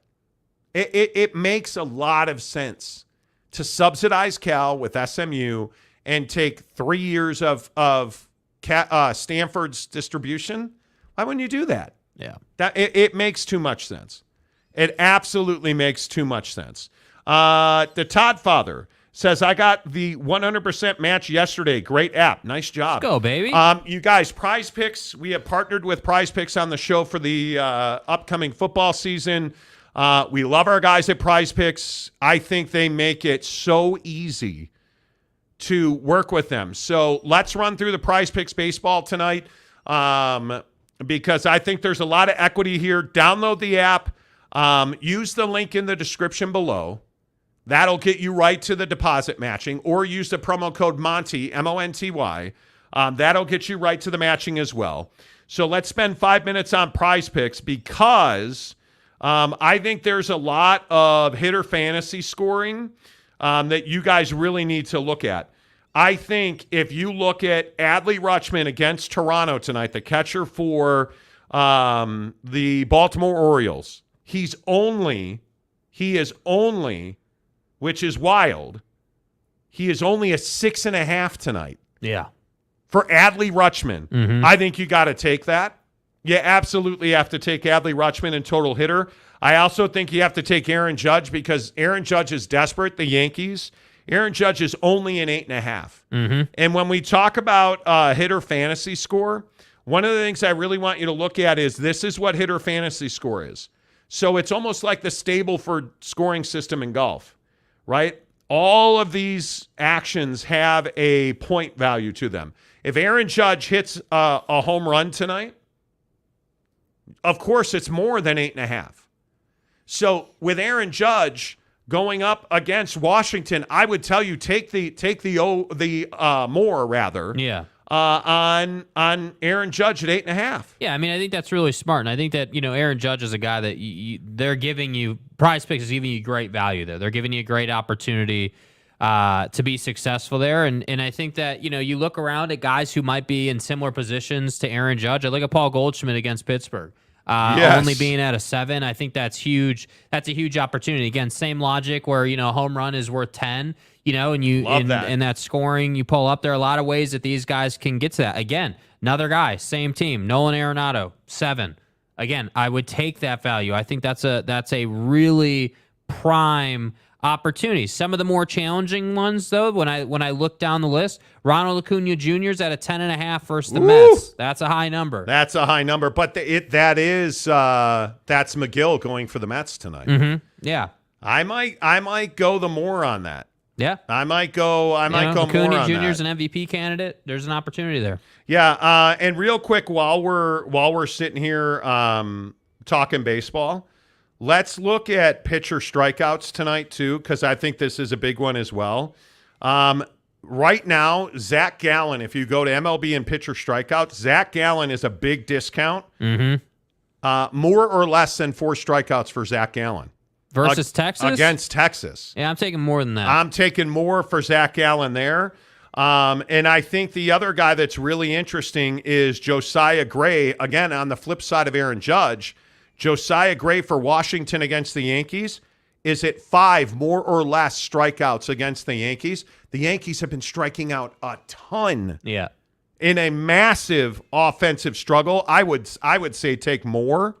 I think there's so much in this. That tonight is one of the best prize pick nights I have seen in forever. Well, and I think on the pitcher front, the other one that we can't skip over is Syndergaard for the Dodgers versus Cleveland at 3.5. Yeah. I mean, I feel pretty good that he can get 4 strikeouts.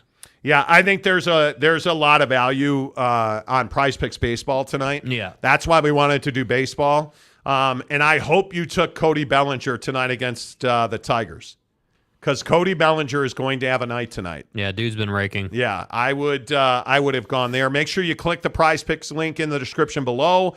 Again, they have 100% deposit matching up to $100 right now. So you make an initial deposit of $25. They'll give you 25 more, 50, 75, 100, all the way up to $100. They'll match your deposit 100% when you use the promo code Monty, or if you click the link in the description of the show below.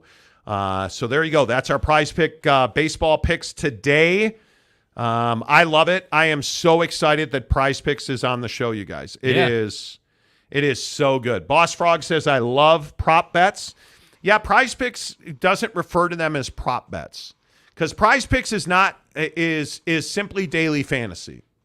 So I love daily fantasy is what Boss Frog's trying to say there. I love it. I absolutely love it. And that they're doubling your deposit. Yes. That's a big deal, dude. That is a big, big deal. I'm passionate about daily fantasy. Cannot wait for the NFL. Cannot wait. Troy Hester says, number 243 with a thumbs up. Come on, people, mash that like button. As Bobby Boucher would say, you can do it. You can do it. Yeah, by the way, I want to thank everybody real quick before we get back to your comments. Thank you. We picked up like 400 subs yesterday on the channel. We are now over 24,000. So our mission is by kickoff of NFL season to get to 25,000 subscribers. You guys, if you're not subscribed to the show, please hit the subscribe button. 25,000 is a huge accomplishment on YouTube. When you guys know that in February we were at like 7,000, and we have really worked hard So by hitting the like button, you're telling YouTube that this is a good show and that more people should watch it, so they recommend it. Hit the like button. Give us a thumbs up is what that means. And then please hit subscribe if you are not already. We are just 956 subscribers away from 25,000. I want it. Which is wild. Let's go, baby. You guys. It is absolutely wild that 7,000 people have watched the show today. Absolutely wild. All right. Do we call this open phones on the show? Apparently. Anything you guys want to comment on? Let's hit it for the next 4 minutes before we get to football at 50. Teddy Wayman, I like the more on Bryce Elder, too. Absolutely. More on Bryce Elder's a good one tonight. I'm interested to see what... I am not a Smiley guy for the Cubs. Mm-hmm. And Smiley has been so hit or miss. He has been in the rotation, out of the rotation. He's got a 4.92 ERA in 120 innings. Mm-hmm. It's Detroit. You would think that he'd be fine tonight. You would think that he would be fine. Monty owes a ribeye. You're welcome for the subscribers. Getting extra accounts made so I can win the next contest, Growcock style, with my 400 fake account codes. There you go. Jim Choi, put the subscribe button and give a thumbs up sign. Let's go. Yeah, please, let's go. Salamini, I love the more on cooking this tri-tip perfectly. Me too. I'm in the mood for like savory food. Yeah. What are you guys having for dinner tonight in the comments section? CJ Vance, 11 days till BYU football at Lavelle. Isn't that amazing? Dude, isn't it awesome, bro? It's here, man. It is. It has been such a long summer. There's been almost no NBA news. This James Harden thing we're going to talk about coming up here in a bit. There's been no NBA news. I think it has been a very vanilla baseball season. Yeah. There's just not been much headlining. And it's mainly because the Yankees are garbage and the Dodgers are now getting hot. But it's been weird. Yeah. You know, like it's been a really, really slow, quiet summer. Yeah. Really slow. Mike C. Rodriguez. Mike says, what comes to Salt Lake City first, NHL or MLB team? Tired of just Jazz and RSL. Well, unfortunately, it's not just Jazz and RSL. You got the Utes, right? College football's a big one. We're a great hockey town. I mean, I in my opinion, and just like that, Smiley gives up a bomb. It's 1-0 Detroit. Screw you. Screw you, Smiley. I'm such just a terrible Cubs fan. Because it's garbage. I need one of my teams to be good. Notre Dame's going to suck. We're going to fire our coach. Because it's garbage. The Cubs are terrible. Because it's garbage. They're not. Everybody's like, oh, they're in the race, bro. No, they're not. They're not in the race. The Blackhawks have been trash, but they give me hope. Mm-hmm. The Bulls. We need to make a deal. You've got to trade Zach LaVine. You've got to, but we won't. You have a deal. And the Bears, we've got this MVP caliber quarterback who doesn't play games anymore in the preseason. Throws 3 balls behind the line of scrimmage, and all of a sudden he's off for the rest of the preseason. Yeah. It makes me crazy. I think this is an NHL market far more than it's a baseball market. Yeah. That's just my opinion. James says, congrats on making 24,000. Let's get it done and get 25K. If you are new, please like and subscribe. Yes, please like and Appreciate subscribe. You. Katie Rader, pew, pew. Monty, holla from the furnace. Pew, pew. How are you guys doing in Texas? Texas is a huge market on this show, by the way. We have a lot of Texas listeners. You guys tend to be in like hurricane, rainy storm stuff, and I know that you're getting a tropical storm right now, like Brownsville, Houston, anyone notice San Antonio. Dude, anyone notice the Atlantic's got like 4 tropical storms lined up ready to smash? Like I was looking at the radar before the show in Houston. Yeah. And it's real, bro. It's nar binks. And you get this tropical storm that's come over the West Coast. And I'm serious. My Houstonians, San Antonio, you guys be careful, man. Like it is the Wild West in Texas right now. It's 91 degrees. It feels like 102. Bro. And you have this storm that is just ravaging West Texas. Yeah. Like, San Antonio now seems to be past the worst of it, but Austin, San Antonio, it's gonna miss like Lubbock, Plainview, but I'm gonna be really interested to see like San Angelo, Midland, like yeah, that rough. looks brutal. And then look out, Las Cruces, Roswell, Carlsbad, New Mexico. You guys are next. And it looks like a lot of rain. So if you're in Texas, you guys be cool. Roundabout says Tex-Mex in Dallas. Oh, that sounds so good. James Knight says, seems like a great concept, Prize Picks. It is, James. Should play, James. It is, James. I don't know. Is it available internationally? Should check. You should check. Salamini, Tri-Tips. Sounds so good. PXG McCluskey. Freaking Growcock. He'll go down as having the biggest heist in Monty history. You voted for him. Yeah, buddy. What are you talking about, dude? Mayor, you voted for him. Yeah, you were dude. one of the leading. Give it to him. Let's give go. it to him. Yeah, man. Grow Yeah, his man. cock. Let's go. His cock. You were all about that. OG Gary, for dinner, Jurassic tacos. Let's go. Teddy Wayman, steak and corn on the cob. My wife is going to make corn on the cob tonight. I love smoked corn on the cob, bro. Yeah, well, if it would stop raining, it would be great. Greg Hill says, or Real Mex in Dallas, Roundabout. I love Mexican food. I love it. Roundabout. Oh, and SMU doesn't own the Dallas market, we know. I've been asking around during my business trip. They do not. Boss Frog says, likely a filet? Why would you stop? By the way, it's 2-0 Detroit over Wade Miley.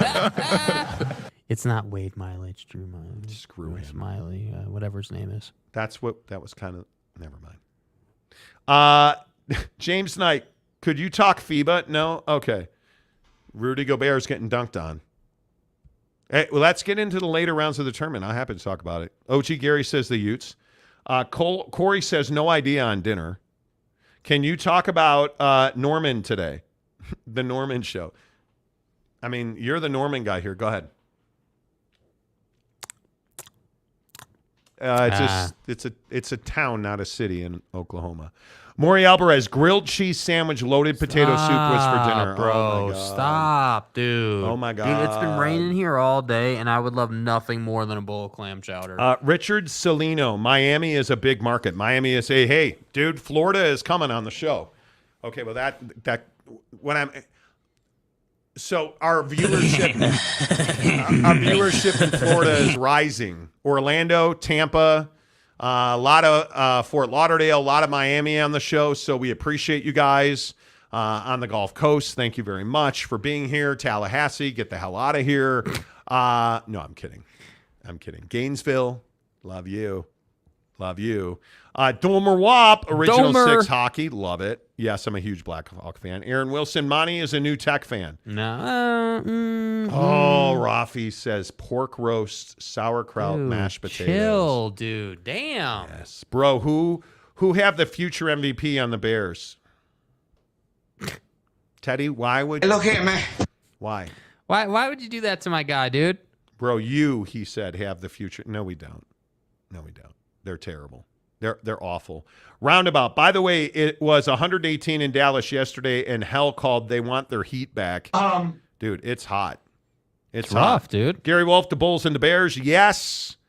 White Sox to Utah. Stop. No. That would be really bad for me. I am a Cubs fan. I think it's 7-0 Detroit now over, Drew Smiley. Cubs are awful. James Knight, I'm on board, AW. Let's go. Get on board. Wow, is that true? 109, 117. That's too high. Wow, bro. The White Sox just announced that Executive Vice President Ken Williams and Senior Vice President and GM Rick Hahn have been relieved of their duties. Yeah, they're terrible. Bro. They're terrible. Dude. I'm telling you guys, the White Sox have been nothing short of terrible. And I try to explain this to people that you can't lose forever and then be like, oh, yeah, we'll be fine. Ken Williams has been a shitty general manager for a decade. Rick Hahn has not won. And Jerry Reinsdorf, who is, again, an iconic owner, an iconic sports figure in Chicago, who's won 6 championships with the Bulls, has won. Obviously, he's got a World Series with the White Sox. But you should have several more with the talent that they've had and the trades that you've made. Yeah. And you just have not been able to put it together. Drew Smiley gave up 2 runs. Bellinger, Swanson, and Suzuki coming up for your Chicago Cubs. And the idea that Jerry Reinsdorf is selling this team, that would be phenomenally disappointing to me. Yeah, I don't know that that's happening, man. I don't want it to happen. Yeah. Do they need a new stadium? Yes. Do they, I mean, you guys, honestly, if we're getting serious about it, they need marinara meatballs in Chicago. At Papa Murphy's, we do more than just pizza. We do meatballs and marinara. Papa Murphy's does meatballs? Oh, I think you mean I do the meatballs and marinara? And how do you do it, Dad? How do I do it? How do I do it? Oh, well, we do it with savory ground beef Covered in tangy marinara. That's how, honey. At Papa Murphy's, we make great pizza. And don't forget the meatballs. Order now at papamurphys.com. Papa Murphy's Pizza, the official pizza of the Monty Show. Download the mobile app. It's the easiest, best way to order Papa Murphy's Pizza. By the way, we if you're new to the show as well, when we're talking about pizza, it is strictly forbidden on this show that you would order pepperoni because we and don't even bring up olives. Now, I get the finger in the butt on Thursday. I get the finger in the butt. Nice transition there, Slick. I get my physical on Thursday. My yearly annual. They don't do that whole thing. I already got a butt vacuum earlier this year. The colonoscopy. Guy, you guys remember that? Oh. A butt vacuum? Dude, they go in there Roto-Rooter style. Dude, they don't even hold back. And you guys remember that it took me 2 days to do the colon cleanse that's necessary. You empty the vessel of all of its contents. The best part about the colonoscopy was, and I'm gonna do it. I don't care. The best part about the colonoscopy was the first time I tried to get the roto on. They wake me up and I think I said something like, "Thank God that's over." And she's like, "No, actually, you're a little backed up there. We couldn't get any pictures." How about that? She's like, "You can come back in 2 days." And I just got so upset. I was like, "Oh my God, I have to do this for another 2 days or whatever it was." And I try to stay calm and not curse. They give me all of the colon blow that you can take. And it cleaned it out. And so I go back in, I fall asleep under, I wake up and I'm like, "Did it work?" And they're like, "Yeah, but you have a really long colon." Can you measure it? So good. So good. Oh my God, dude. So good. But no polyps of any kind, dude. I'm telling you. PXG McCluskey, words I never thought I'd hear. The best part about the colonoscopy was it's not as bad as you think it is. Maury Alvarez, Monty says that like he likes it. Finger in the butt. No, I don't. Dude. No, I don't. Richard Roundabout, rather, says, "Thank God we turned to fart humor." Fat Jesus. If they vacuumed, you went to the wrong guy. Now you tell me. Hey, there you go. Now you tell me. Bryce Martin says, "Dear God, what a time."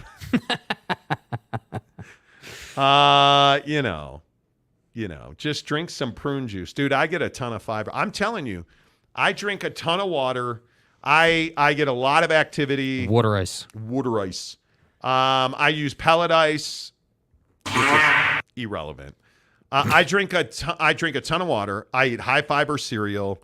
I don't eat a lot of added sugar. My wife makes me unbelievable food prep. So I had like brown rice and pork cutlet for lunch today. I'm going to go home and have yogurt that's non-sugar yogurt, zero. So for probiotics, I'm going to throw that on top of some fruit like watermelon. I'm telling you, I'm good, dude. I'm losing weight, golfing a lot. It's going to be amazing. David Klotz, working on the colon cleanse right now. Are you really? It's dude, you're going to be fine. Roundabout, when you woke up, did you have a cigarette burn on your ass cheek? Funny you should bring that up. No, I didn't. Roundabout says that happens to me every time. Did not. James, colonoscopy, best 3-hour nap I've ever had. 3 hours. It was like 20 minutes. No problem. Mike Smith, you have a long colon. Well, you got that going for you, I guess. His cock. You know. Bryce Martin says, dear God. Katie Rader says, Monty, stop bragging. You know. Ain't no reset. The Todd Father, someone change your name to Monty's Long Colon. Seriously. Domer what? Domer. And meanwhile, the doctor is in the corner in Afterglow smoking a cigarette. Seriously. It's internal. Yeah, the guy was like, yeah, we like, he was saying they had to get, I'm never going to hear the end of this.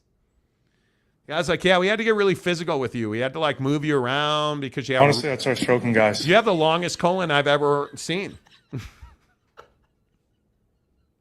I was like, cool. And he's like, yeah, but you don't have any polyps in there. It's all good. Everything looks perfect. Biologics. Yeah, we'll see you in 10 years. I was like, my guy. Let's go, baby. My guy. You know, Monty owes a ribeye, wants to know, did he ever get his ribeye? No, Teddy and I will connect. You know, Teddy's a friend of mine. Mike Gundy, 61st winningest head coach all time. Great treasures usually have long roads. Nah, I'm moving on. We ain't even humoring that come now, on bro. now, man. We ain't doing Come that. on, mullet. Drew Money, you don't, so you've tried it. I don't what? Yeah, you don't what? What does that mean? I think that's, no, I don't like going to the doctor with a lubricant. Ron Nolan, Monty, they rent the Squirt Devil down there at Harmon's, the Red Devil's nasty sister. Okay. James Knight, if the guy gave you flowers before starting the process, you have the wrong guy, Monty. Hugh Janus. Wow. Capazzo, jalapeno peppers are my go-to for cleaning out the colon hole. Wow. Kyle Visser, I had to apologize to my wife after my first prostate check for all my prior birthdays. Wow. Okay. Wow, bro. Apologize to that man. Gary Wolf, Monty, you have a really huge, colon. You know. And, pardon me. You know. Greg showed up right at the great time. Hey, says, Greg. howdy, casuals. Domer Wap, did you question why the colonoscopy was at 8 p.m. at your house? Wine is not usually served in advance. I was so happy it was like 7 a.m. I just wanted it done. Yeah. I woke up at like 4, I think, and just Bomb squad. Oh, for like, and now the next time I'll start my colon prep in the morning because it was brutal. Mike Maples, 3-hour colonoscopy. Did you see a doctor south of the border? Seriously, 3 hours? Hell no, no. Matthew Farmer, are you the 5 or 10 year plan? 10 years. Not a single polyp in the colon. Thank God. Mike Smith, you're telling these colon stories has your dog smiling and saying, karma, mofo, karma. Yeah, you guys remember that with my dog? Yeah. Yeah, I remember that. All of it. Greg Hawkins, I work until 5, which means that I tune into the show right during the best hour. Colon blow time. Bryce Martin, it's the colon blow hour. It is. Enjoy your dinner, boys. You either have a long colon or you're the one measuring them. Wow, bro. Wow. Oh, why is my phone blowing? Oh, all the tickets already. I can now send you guys your tickets you've won. Well. Yeah, we'll try to do that right after the show. Yeah, the How show. about that? Finally, I got the notification. Finally. Program. All right, the Monty Show, as always. You know. is brought to you by our good friends at Canyons Golf. The official golf club of the Monty Show is Canyons Golf in Park City. Park City Mountain Resort, Canyons Golf. Great news. Their fall pricing is now taking effect. So if you're a Utah, bring your Utah ID. It's $70 to play a round of golf at a world-class golf course. Canyons Golf is fantastic. Beautiful vistas, elevated tee boxes, the most luscious fairways in the state of Utah. You guys, get to Canyons Golf. We're there every weekend. Play golf with us. If you guys are in Utah and you want to golf with us, come up to Canyons. We're happy to play golf with you guys. Mayor McCluskey, PXG McCluskey, is now going to play with us this Saturday. My wife's got a triathlon in the morning in Provo. We playing golf in the afternoon then, my friends. 3 o'clock tee time on Saturday at Canyons. Come join us. It's just the best golf course you're ever going to play. It's challenging. It gives you the opportunity to really experiment, to really play some shots and angles you wouldn't see. Like, I love the fact that at Canyons, it is shot to shot. You have to concentrate. It's not your par 3 bang-around course, and that's what I love about it. It's a world-class golf experience for $70 in their fall pricing. It's amazing. Canyons Golf, the official golf club of the Monty Show. Make sure you tell them you heard about it on the program. We appreciate that. Hey, let's talk about this James Harden thing. Because I think this is fascinating. That James Harden, and I don't know where you guys come down on this James Harden thing, but James Harden was fined $100,000, which he, by the way, announced today that he is filing a grievance and appealing. He was fined $100,000 by the NBA. Jake, are you on board with that? I'm not necessarily on board with it. I think it's kind of a soft look out of Adam Silver. I think that, you know, instead of fining James Harden, I would rather see an investigation into Daryl Morey, and I'd rather see that investigation conclude and go through its process before we start fining players, because I think that, you know, Daryl Morey had some issues with Chris Paul in the past. There's been some issues with other players, and James Harden is just the newest case. And I think that the only problem for James here is that James is a guy that has a reputation for hopping around teams. So if you're Adam Silver, you kind of got to balance this whole concept of, hey, is this more Daryl or is this more James? Is James causing problems, or did Daryl get himself into an issue here? And unfortunately, they rewrote the CBA, and obviously it got agreed to by the Players Union, to basically make it so you can't hold out anymore. You can't just say, hey, I'm not going to play for you anymore, which is why Damian Lillard's going to still play.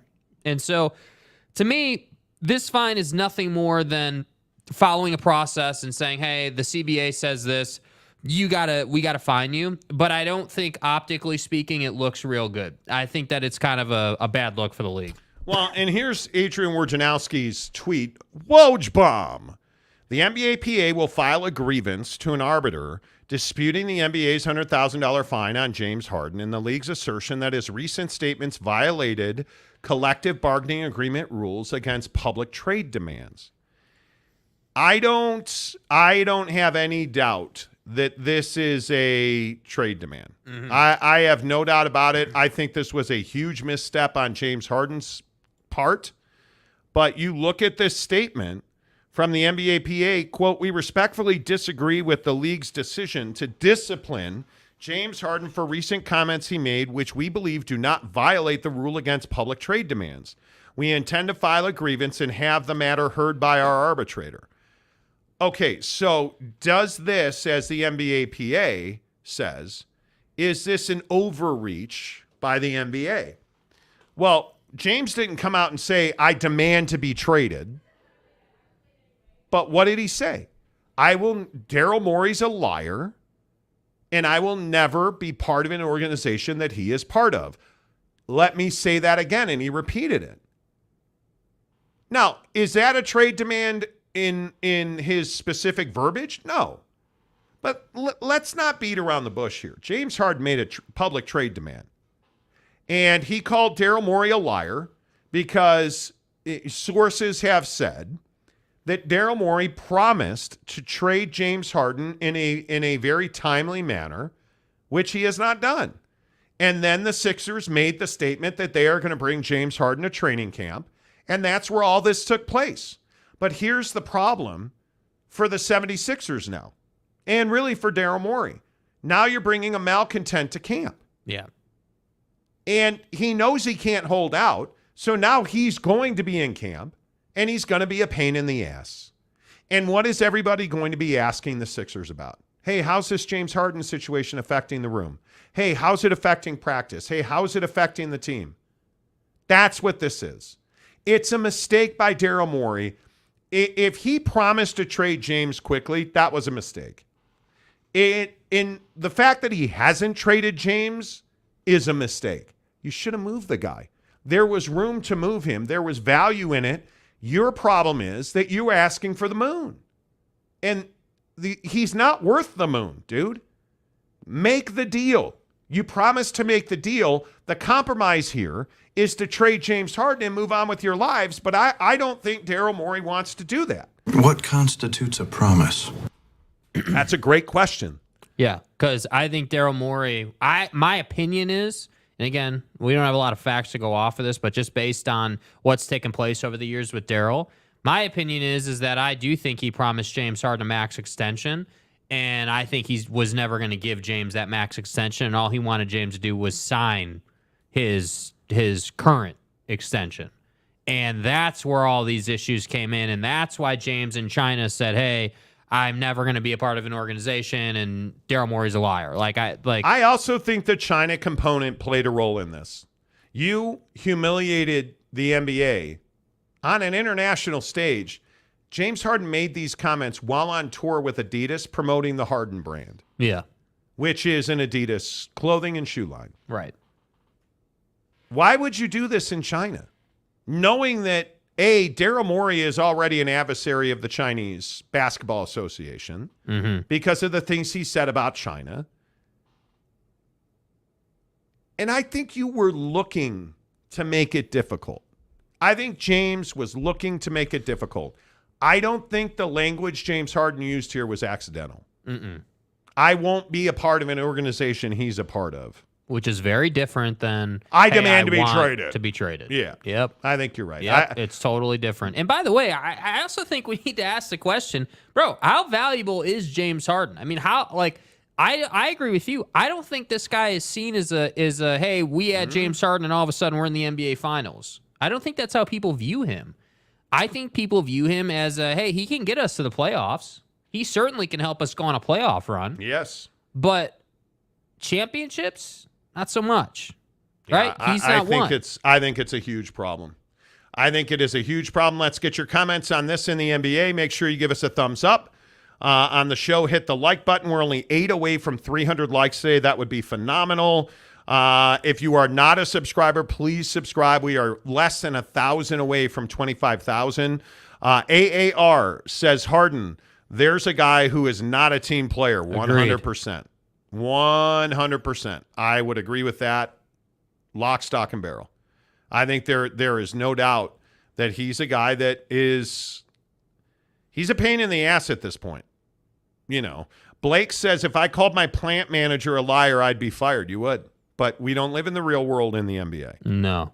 Right? We don't. It's make-believe. Mike Smith, does the NBA have international punishment abilities? What do you mean by that? Like if he were to go somewhere else, he's not going anywhere else. He is under contract in the NBA. He's got to be there. AAR says Harden supposedly wants to play for the Clippers or Lakers. He wants to be a Clipper. There's no question about it. He wants to be a Clipper. But I also think this conversation between owners and players and who actually has the control in the room has been one that's evolving over the years. Yeah. I mean, after the coup that happened in Brooklyn with Durant, I think that pissed off a lot of owners in the league, just that dynamic. Not necessarily Durant himself, but just the fact that players of Durant's ilk and Harden's ilk can come out and just say, yeah, I want to be traded, and then they get traded. I mean, owners are not amused by that. And I think that's the thing here. That's the power struggle, if you will. I mean, if the players are on one end of the rope and the owners are on the other end of the rope, I think we're still somewhere pretty close to the middle. I still think that it's a players' league, but the owners are doing everything that they can do to change that about the NBA. Yeah, and I think, I don't know. Sure, it's a conversation. MW Robbins, 11. He didn't say anything about negative about China. Oh, certainly he did. So when the NBA was having a tour of China several years ago, Daryl Morey tweeted out support for protesters in Hong Kong, which isn't the right or wrong part of the conversation. I think everybody roundly supported the protesters. The issue is that China, and really the entire Pacific Rim, in the countries that make up Asia, are a massive revenue source for the NBA. Mm-hmm. And it's why the Rockets immediately distanced themselves from Daryl Morey and his tweet. The NBA did the same. Like, it was a really stupid move. And it made him largely in China, it made him a heel. It made him a guy that most people don't like. And it was a really dumb decision. It was, he tried to play a hero and it just went too far. Yeah. And it's why he got burned for it. Harden, quote, "If you pay me more, I promise to complain louder." Well, he did opt into his player option. So, James, the unofficial mayor of cowboy country Okie State. Go Pokes. The NBA should not have fined Harden. Trade the guy and get some picks. Harden can shoot, but he doesn't play defense. Philly needs a guard that can play D. They need someone like Marcus Smart. I think James Harden, I would agree in totality on those comments. James Harden was really good for the Sixers. And I think your bigger problem is not James Harden. Your bigger problem is Joel. Because now he's removed all reference to the Sixers on his social media platforms. Yeah. So now we're headed in the wrong direction. And for Joel, I got to be honest, I don't blame the guy. I mean, you started in Philly, right? And obviously his early days in Philly were plagued by injury concern, with the back and just working through that. But he's been a really reliable player. I mean, he has fortified his body. And I think, Joel Embiid, you want to talk about a guy that can be traded. I mean, that's a guy that can pretty much go anywhere he wants to go. So to me, yeah, I think if you're Philly, you really got to weigh, hey, how hard do we want to lean on these guys? Because ultimately, what no one ever talks about is, hey, how you handle this situation will impact the next situation with a player. They will look at this. And your ability to sign free agents. Yeah. I think that's a big deal. It is. Certainly. I don't know, man. I think the East is an ever-changing landscape. You talk about James Harden, and you mentioned Marcus Smart. I think Boston is going to tremendously miss Marcus Smart. Yeah. I think there's so many make or breaks in the East. You guys seen the way Jalen Brunson's playing in the FIBAs? Dominating. I mean, Marcus Smart is a guy that you need to defend the Knicks. Marcus Smart's a guy you need to defend the Cavs. And then there's the whole Donovan Mitchell situation there. But I think the East is a rapidly changing landscape. Yeah. And this James Harden situation in the East, the Sixers, if they want to contend, I think you have to tear it down now. I think you have to try and trade Joel because the East is open to that. You look at the deals that Houston did, weakening Toronto. You look at the Nets are not at a high point. Not that they're terrible, but they're not conference championship material. Right. The East is open to be won, which is why I'm a frustrated Bulls fan. But if you're Philly, I think you got to make deals here to reset yourself. And it almost as though it is Brooklyn, right? Like Brooklyn, I thought, did a really nice job resetting themselves with the Durant trade. Mm-hmm. I think you have to do that. And now Watanabe and whatnot, that roster's different in Brooklyn now. Isn't there a chance here for Philly to do that? Yeah, I mean, I definitely think there's a chance, but it begs the question. I mean, if you're going to trade Joel Embiid and James Harden, what about Tyrese Maxey? I mean, who's off limits? Because I can tell you right now, everybody and their mom in the league wants Tyrese Maxey. I mean, the guy is just a savage when it comes to scoring. So I don't know. The problem is that Daryl Morey, on one hand, is regarded as a great operator as a GM and, what he's able to do. But at the same time, Daryl Morey always finds himself in these situations. And so that's why I say, like, I'm not 100% on Harden's side, but there's a big part of me that's like, yeah, dude, this isn't the first time we've seen Daryl have issues. So if you're going to think about tearing your organization down, like, is Daryl Morey even the guy you want to do that? Oh, he can operate. I know he can operate. But my point is not that he can't operate. My point is that when you're dealing with superstar caliber players, when you're talking about rebuilding a roster and going out and getting those top guys don't want to be treated the way you've treated Chris Paul and Harden and all these different dudes. But I also wonder about Boston quite a bit. You look at Kristaps Porzingis in this injury situation. I think that's something you have to watch because now he's down for 2 months. Mm-hmm. And they say he may be ready for training camp. I think that's a stretch. I look at this situation with Giannis in Milwaukee. Dude, I'd be paying all kinds of attention to that. Giannis out of the FIBAs because he's worried about injuries and staying healthy. Never mind that Chris Middleton's not getting younger. I think that's one where I would be very careful. I would be very careful if I were the Bucks. Yeah. And at what point do the Bucks start to retool that? Although you won the Eastern Conference regular season last year, but yeah, I'd be really careful with that. And then, again, I go to the Miami Heat. How good or how mid-level mediocre are the Heat? Because you know what I'm going to say. Depends on if you get Damian Lillard or not and what that's going to cost you. That Tyler Hero contract. Mm-hmm. It's killing you. Because what do the Heat need? They need someone who can answer the bell when Jimmy can't do it. It can't just be Jimmy. That's not what championship teams are made for. I made love for anymore. the Thomas Bryant addition to back up Bam. Mm-hmm. But you have to retool that roster. I mean, all due respect to Kevin Love, I still don't like Kyle Lowry there. I still don't like Duncan Robinson. Although Duncan played well in the playoffs, I still don't like Duncan Robinson. My point in all this is, I think the Eastern Conference is wide open. 100%. You can win the East if you're savvy about it, which brings me back to Cleveland. And I just wonder again, is Donovan Mitchell what ailed the Cleveland Cavaliers? And is this his last chance to really to win there? Because you still have a decent lineup there. Yeah. But you're good, you're not great. And I'm wondering, like, George Niang's a nice signing there, but is that really a difference-making pickup?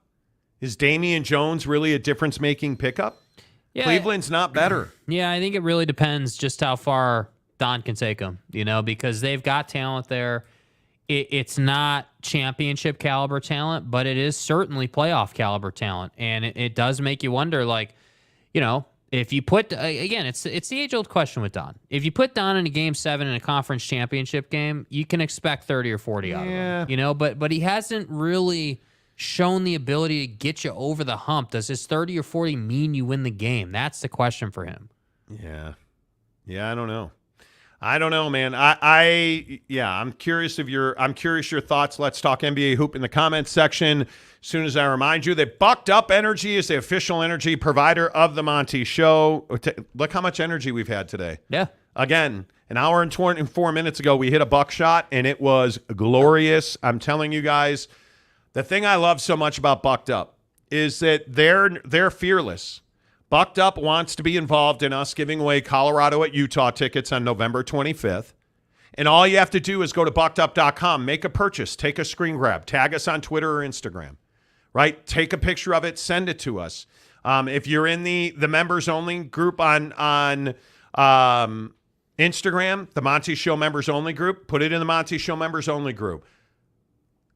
Bucked Up works, and I always go to this. We posted the Callum Von Moger interview today, by the way, and I always go to this because the CEO Ryan from Bucked Up, Ryan Gardner, when he was in the studio, my wife's doing this triathlon this weekend, and she cannot wait for me to bring home the Von Moger Banff, the pre-workout high stim pina colada flavor. Like, she is all about that. Mm-hmm. She is all about that, and Callum walked in here and gave this to us. It's got 6 grams of pump in it. It has got 333 milligrams of caffeine. If that doesn't get you jacked, I don't know what will. And I'm telling you, it gives you that mental clarity so you can have that mind-muscle connection. My wife uses her pre-workouts. We use their collagen peptides. We use their whey protein isolate. My wife uses their endurance product when she's training. She did a 30-mile bike ride on Saturday, which I am so proud of her for. And a lot of it is because Bucked Up makes good products that do exactly what they say they will do. Interact with Bucked Up. Go to Maverick. Get yourself a Bucked Up energy drink. Go to any of the Bucked Up stores in Utah. Get yourself a Bucked Up energy drink. Take a picture. Tweet at us. Instagram at us. You're entered to win the tickets to Utah, hosting Colorado on November 25th. We're going to give those away on Friday. And there's 2 ways to win. As well as Bucked Up, you can go to Super Chicks in Ogden on Riverdale Road. Or, of course, go see our friends down in the Jeezy. We love our guys down in St. George. Hope you guys are drying out. Best part about Super Chicks, you guys, oh, man, everything is fresh. Chopped in-house every day. Those breaded chicken breasts are always fresh, never frozen, breaded in-house every day, made to order, so they're not sitting there under a heat lamp. They make all their stuff fresh. Their fries are made to order, and they're chopped fresh in-house every day. We were just there on Sunday, had a lovely, lovely cordon bleu chicken sandwich. So good. You guys, the cordon bleu at Super Chicks is so good. So good. Remarkable.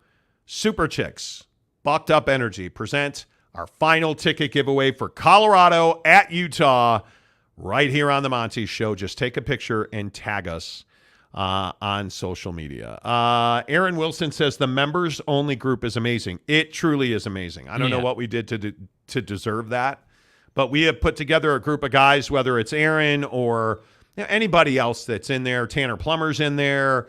Boss Frog's in there. Whether you're talking about prize picks for that day or you're talking about a tough day at work or the Jazz or the Bulls or the Big 12 or the ACC or pew pew, whack 'em.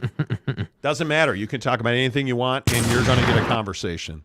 OG Gary says Jurassic Tacos on the way. Oh, that's so good.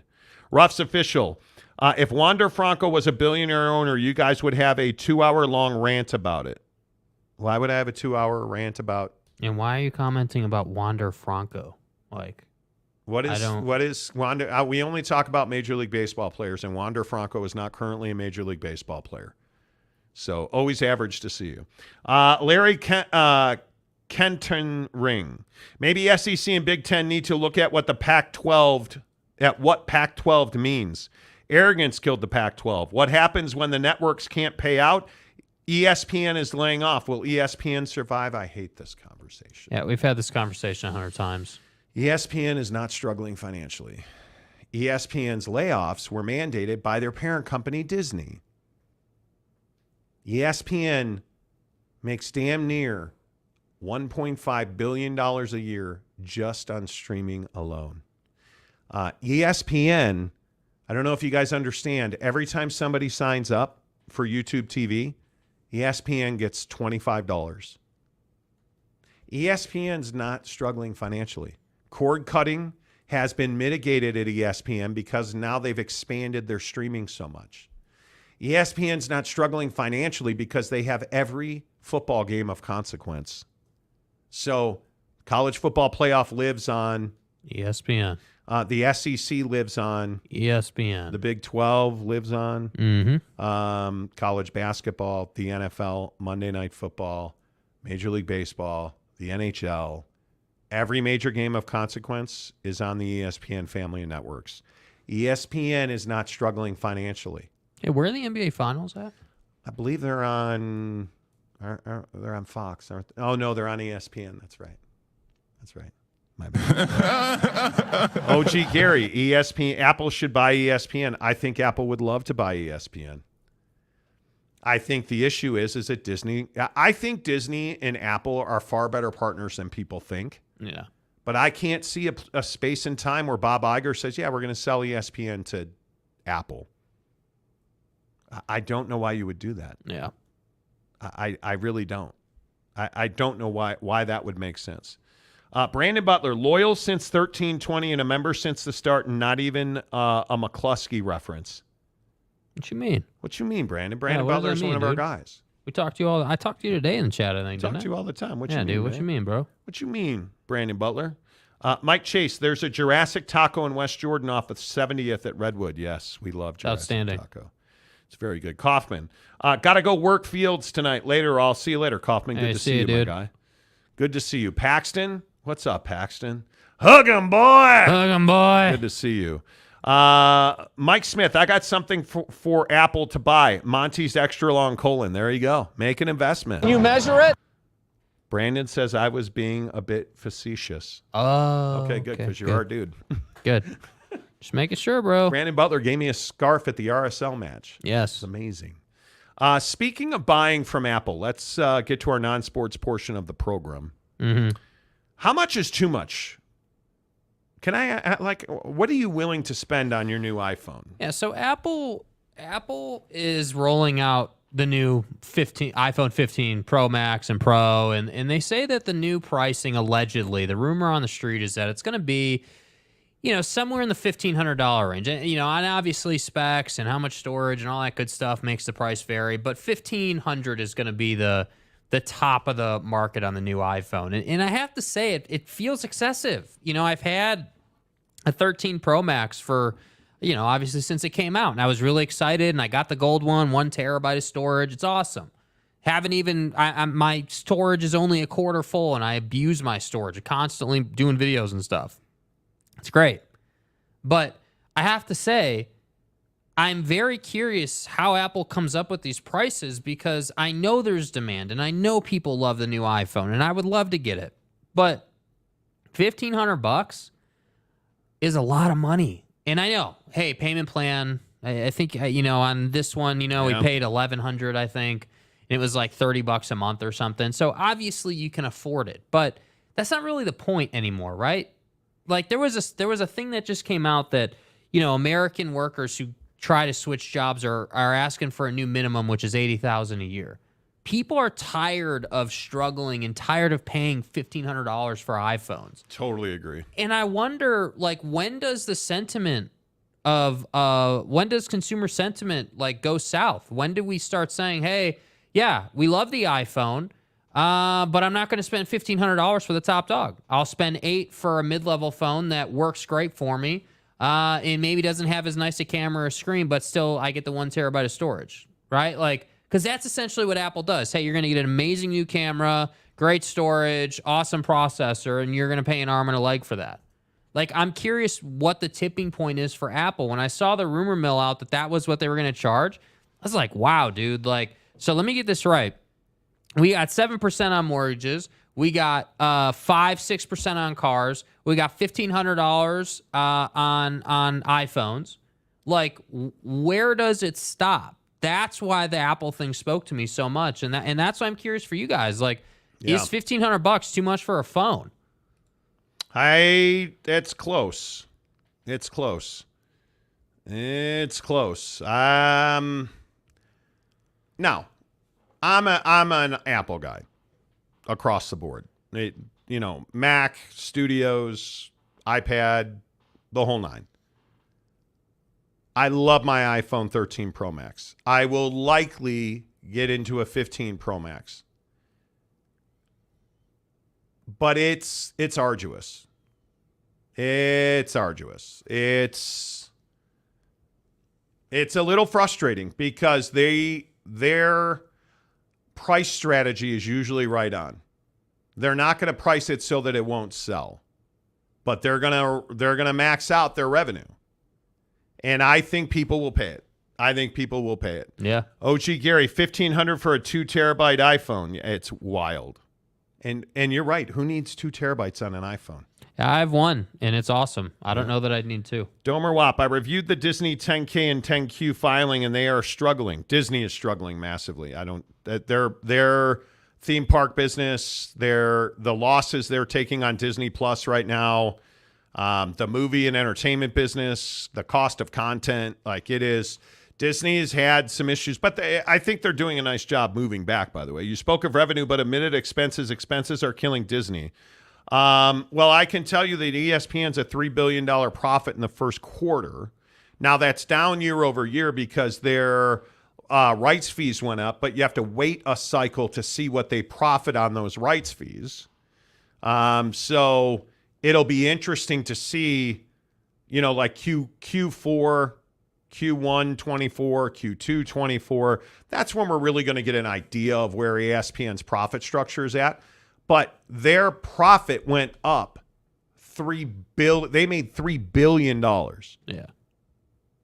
$3 billion. ESPN's not struggling. Disney is struggling. Yeah. And ESPN continues to add subscribers to ESPN Plus. They also continue to tick those prices up. ESPN Plus is going to be, I would think by the end of Q3 here, I would think that ESPN Plus is going to be a profitable venture. I would think. Yeah. If not end of Q3, certainly in Q4, it's going to turn into a leader.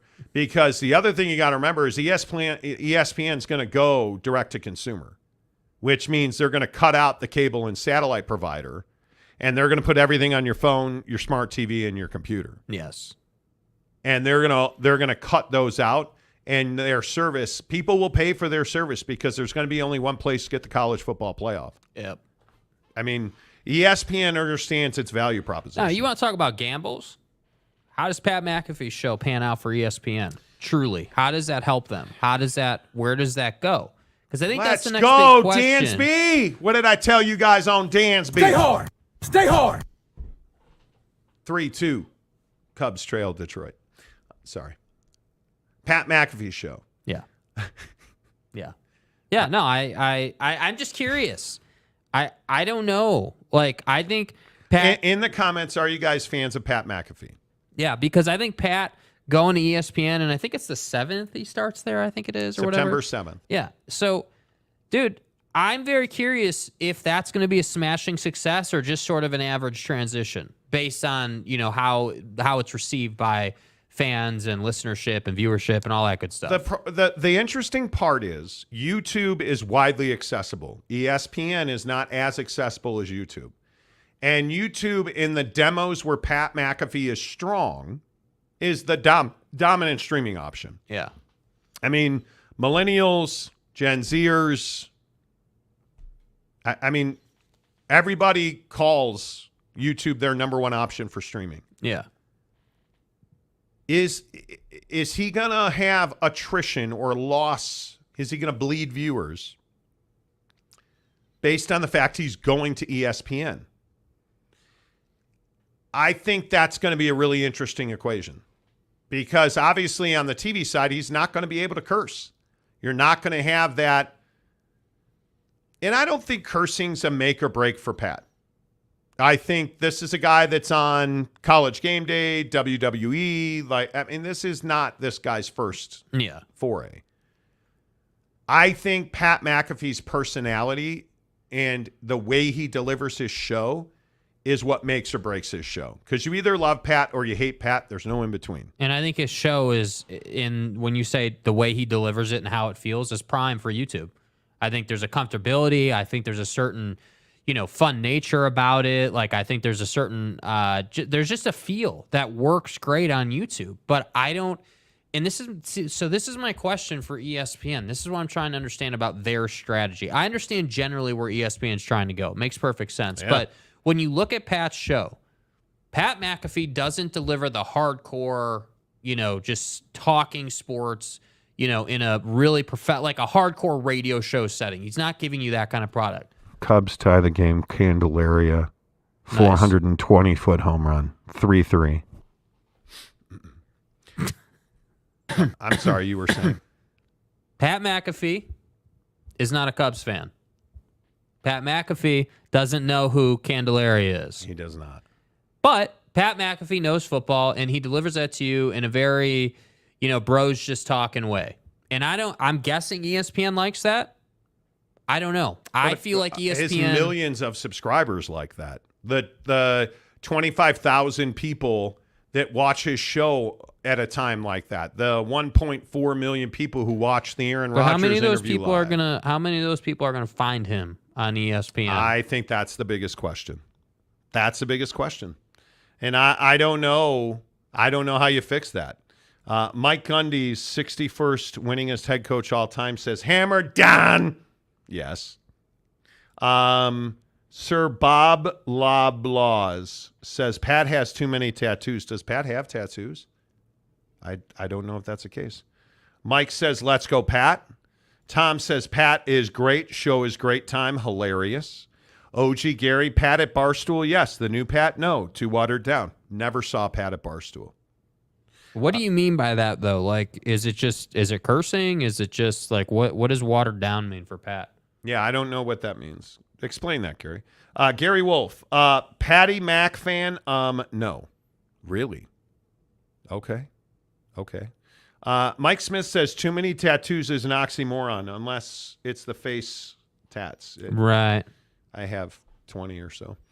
Barfing Chickens. I'd rather pay $5,000 for an overkill PC than a Vision Pro and an iPhone. Well, I'll tell you what, their studio computer, dude. Beast. Monster. Sir Bob says WWE sucks. Bring back the territories. Okay. Stone Cold. Pat McAfee. Ron Nolan.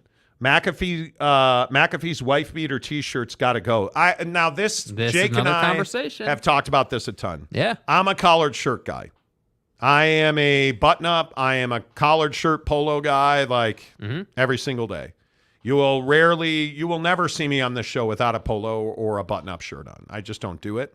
I will occasionally wear, in the wintertime, you guys know I wear like golf pullovers or, just like a quarter zip or something like that. But I'll have a collar on underneath it. I just believe in that. But Pat McAfee is a kid from West Virginia that wears tank tops. I think it turns a ton of people off. And yet he still has between 25 and 50,000 viewers at a time. Mm-hmm. So how much of a turnoff can it be? Yeah, that's a great point. I think people will get upset if he is viewed as a sellout who changed his show to fit into the ESPN mold. And I will say, and we've talked about this openly on the show, it's a grind doing it on your own. You're looking at the whole company right here and Mrs. Monty. Yeah. There's 3 of us that run this company. And it's a fucking grind. Selling it, producing it, trying to figure out why mixers don't connect to computers that don't connect to cameras. Facts. There's no engineer. That's us. Yeah. When we go on remote, there's no remote crew. Well, this is us. There's nobody booking guests. That's us. There's nobody selling it. That's us. Yeah. There's nobody adjusting the lights. That's us. And so Pat wanted out of that. Pat wanted more freedom. Domer Wap says the party's over for ESPN. Cord cutting destroyed cable bundles that effectively subsidized ESPN. But you understand? Okay. If they go direct to consumer, they will. They already have it scripted. Will be much less lucrative position. Ignore cleaning up. Igor cleaning up. I totally disagree with you. Having worked in that sphere and understanding ESPN's hold on the sports consumer, I just don't see a way that we can talk about. I mean, the issue at ESPN is rights fees. It's plain and simple. You look at the NBA deal coming up. That's probably a $7 billion annual deal. What's ESPN going to leverage that for revenue-wise? Because that's all that matters. And their corporate structure, as far as profit reporting, is always in a lag because revenue for NFL, it doesn't report until fourth quarter. And then total reporting is done in the first quarter. Right. So it's always in a lag. I mean, it's just one of those things where if you like ESPN, great. If you hate ESPN, you hope they die and you think that cord cutting is killing them, which is absolutely not. Was it? Yes. Is it? No. They have completely insulated themselves now as much as possible. So completely is probably the wrong word. To a large extent, ESPN has insulated itself from cord cutting. And every dish, every DirecTV, and every cable company customer that signs up, ESPN gets paid, whether they watch it or not. Yeah. Every time, like I said, every time somebody signs up for YouTube TV, ESPN gets $25. Yeah. Whether you ever watch ESPN or not, they get $25. They have a revenue stream built in. And then when you look at ESPN Plus, you're a subscriber to ESPN Plus. Oh, you want the UFC pay-per-view? ESPN gets a cut of that. Like, you guys I don't think you fully understand the reach that ESPN has financially. Yeah. If you did, you would never say something like ESPN's dying. You would understand that their revenue reporting is frustrating to Wall Street because it's always on a lag. So you don't get profit and revenue at the same time in a total picture, which is exactly how Bob Iger likes it, I think. So it's just one of those things. James Knight says, great show, guys. See ya. All right, see you guys later. Hey, appreciate you. ESPN is dying. Yeah, I mean, that's how you feel about it. You know. I watched like 2 episodes of ESPN, Pat, and made a fast decision. Mike Gundy, 61st winningest head coach all time. I'm here for the argument that Pat's unorthodox. I'm here for the argument. The hardest part is now that College Game Day is completely changed. Yes, it is. And I don't think people realize this, man. And they need Pat on College Game Day. Because I think the guy they're going to miss the most is David Pollack. I think you are going to miss David Pollack. I think you're going to miss Gene Wojciechowski. I think you're going to miss a lot of the talent that they cut out of College Game Day. Yeah. I think that is going to be a huge loss for ESPN. Yep. And they're still going to travel, and they're still going to do their games, and Pat's going to be in the middle of all of that. It's just going to be one of those deals. And I don't know. I don't know how you fix that.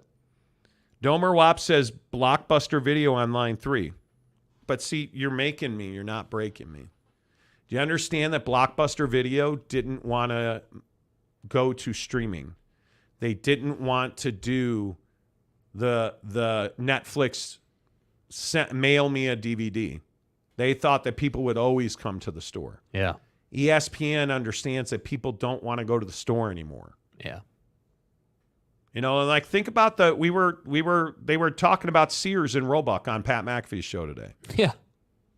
Why did Sears die? Because Sears didn't evolve. Why did Amazon thrive and continue to grow and continue? Because they're appeasing customers. It's very simple. Yeah, this is super. You either evolve to understand what your customer wants and how they want your content, where they want your content. Bro, people are paying $1,500 for an iPhone. You really think they want to read it on paper? They don't. That's the amazing part about ESPN. And I think ESPN loves the, Blockbuster on line 3 thing. Yeah, and I agree that people hate ESPN, and that's fine. You guys can think it's dying, but yeah, I just don't think it is, man. That's not what the total picture says. Yeah, we'll see what when they don't have the NFL, when they don't have the NBA, and the NBA would never leave ABC, ESPN because it's just so good for them. Yeah. They get carte blanche at ESPN and ABC because the NBA is just so critical. I mean, there's nothing like, dude, I need you guys to understand this. There's nothing like in the NBA season getting home from work and knowing, yep, got that NBA doubleheader tonight. It's on Channel 4. We're good to go. There's nothing like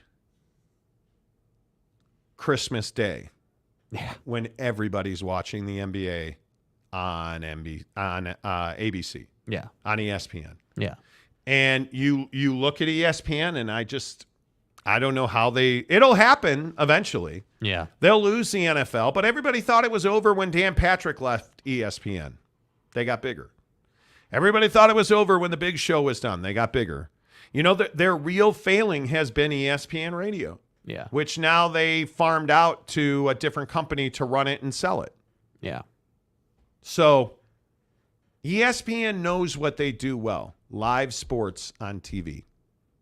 That's what they do well. They broadcast live sports really well. Yeah. They're the best in the business at it. The bigger issue for me is what is the next thing? Is Pat McAfee, and to your question, because I think this is a really good question, is Pat McAfee that next bridge to growth for ESPN? Because I think sports talk on your phone, on video, is what's next. Yeah. Because you can't believe that radio will survive. And I'm a guy that worked in radio for 25, 30 years. Mm-hmm. You can't believe that the radio industry is going to survive because it's showing you it cannot. It won't evolve. So I look at Pat McAfee, and I think one of the things about Pat that's so spectacular is all the competition. Pat left Barstool because he didn't believe that Barstool could deliver him reach, and he was right. Barstool has not delivered reach. It's still a really small brand. So he leaves, goes to work for himself, and he's making over $100 million a year on a company level. The Pat McAfee Show is $100 million a year. And he's like, yeah, I can't do that. I just had a baby. I'm married. Now he's going to ESPN, and by some accounts, he's making $54 million a year. To do game day, to do the Pat McAfee Show, to do it all. And that's really what it is now. That's what's next, right? Look at Scott Van Pelt. I think that is Scott Van Pelt's going to do like 5 things for ESPN. And just signed a lucrative extension. Right? So, I mean, you have to be able, again, it's how many tools do you have in the bag? And Pat's got a lot of tools in the bag. There's no doubt. Does. And I think people don't like to give him credit for that, but he deserves a lot of credit for that. And I think he deserves a lot of credit for his ability to talk football, man. And I know, obviously, he played in the NFL, totally get it, but it's not that simple. Just because you played in the NFL doesn't mean you're good at entertaining people. Pat deserves credit for entertaining people, but I think what Pat doesn't understand is he's too casual about it. There's a certain professionalism and polished nature that is required to win people at a 70, 80, 90 percentile rate. And that's what I think ESPN is going to need from him to be successful. And yes, the Cubs still suck, and they're still giving up home runs. 7-4, they're losing to Detroit. I guess I'll have to figure something out. Let's see. James says, if ESPN was so bad, why did Yormark and the Big 12 insist on having their football on ESPN and Fox? You have to have some football on ESPN to survive. You do. Yes. This is why the Big 12 is alive and the Pac-12 is not. Agreed. Willie Wilson says, I hope not. Saturday morning would not be the same without the mascot heads. Yeah, Lee's not getting any older. Yeah, game day's changing, dude, and it really sucks. Yeah. Yeah, I totally agree. Domer Watt, but if you are anchored in debt in an old model, then you will die. Right, which is why ESPN's going to succeed. Because it's not anchored in debt and they're not in an old model. They are so much so, to my point, ESPN is the trendsetter in sports. Yeah. Like, I mean, if you look at Amazon Prime Sports, oh, you don't. That's right, because you have no reason to. Fox is the one that's anchored in an old model and dying. Fox is, I think that's a really good point, because Fox doesn't have stream. Fox doesn't have bet. Fox doesn't have radio. They're trying to figure out what to do with Skip Bayless. I mean, it's remarkable. I know Fox for playoff sports games, baseball and football, most notably. And bad NHL broadcasts. I don't know them for talking head shows, because their talking head shows are terrible. And yes, I include Cowherd in that. I just don't watch FS1 at all. No, so just to put this into perspective today, Jim Rome's off the air right now. He's moving his kid into Boulder, right? Kid's going to college, freshman, whatever. He's doing his thing. So he's off the air right now. That's one less option I have during the day when we're doing whatever we're doing. His fill-ins are fucking terrible. Awful. Terrible, dude. So I don't even watch that. I don't even humor that. It's not even a thought. So I'm like, all right, well, we've got Pat. Know that. He's coming up. We're definitely going to tune in there. But I'm not watching Cowherd. I'm not watching anything else. The funny thing is, I went home this week. We went to the driving range this morning, worked on our swings and all that. Went home, made an egg souffle with a piece of sourdough bread. Yeah. Sat on the couch real quick, wanted to flip on. It was about 9:30, I think. I can't remember what time it was, but I wanted to flip on SportsCenter. Yeah. And what was on YouTube TV? What was it recommending to me? Colin Cowherd or Fox News or SportsCenter. Yeah. I didn't even think about going to Cowherd's show. No. Went right to SportsCenter. Yeah. Because I'm trying to get headlines. So it is what our ecosystem is. Yeah. I think. Let's see. Tom says ESPN could have single-handedly saved the entire Pac-12, and they didn't. Yeah. Tom says people saying ESPN is dying, they're just trolling. And I think there's some of that. Yeah. I think there's some of that. I do think there's some of that. Paxton says Dallas Stars. Really? Okay. Ron Nolan, last September 30th was a disaster for Dish. They took ESPN off the air, did not forewarn contract dispute, first game and week of college football. The weekend was hell. I think there's a lot of that. And I think that's largely ESPN is going to lead the line on direct to consumer. Yeah. Because they're already doing it. That's what I think a lot of people don't recognize. Yeah. They're already doing it. Yep. Because you can watch SportsCenter on your phone. That's what I'm saying, dude. It's all about the phone. Yeah. That's it, dude. Yeah. That is it. They're getting there. I just, yeah. Yeah.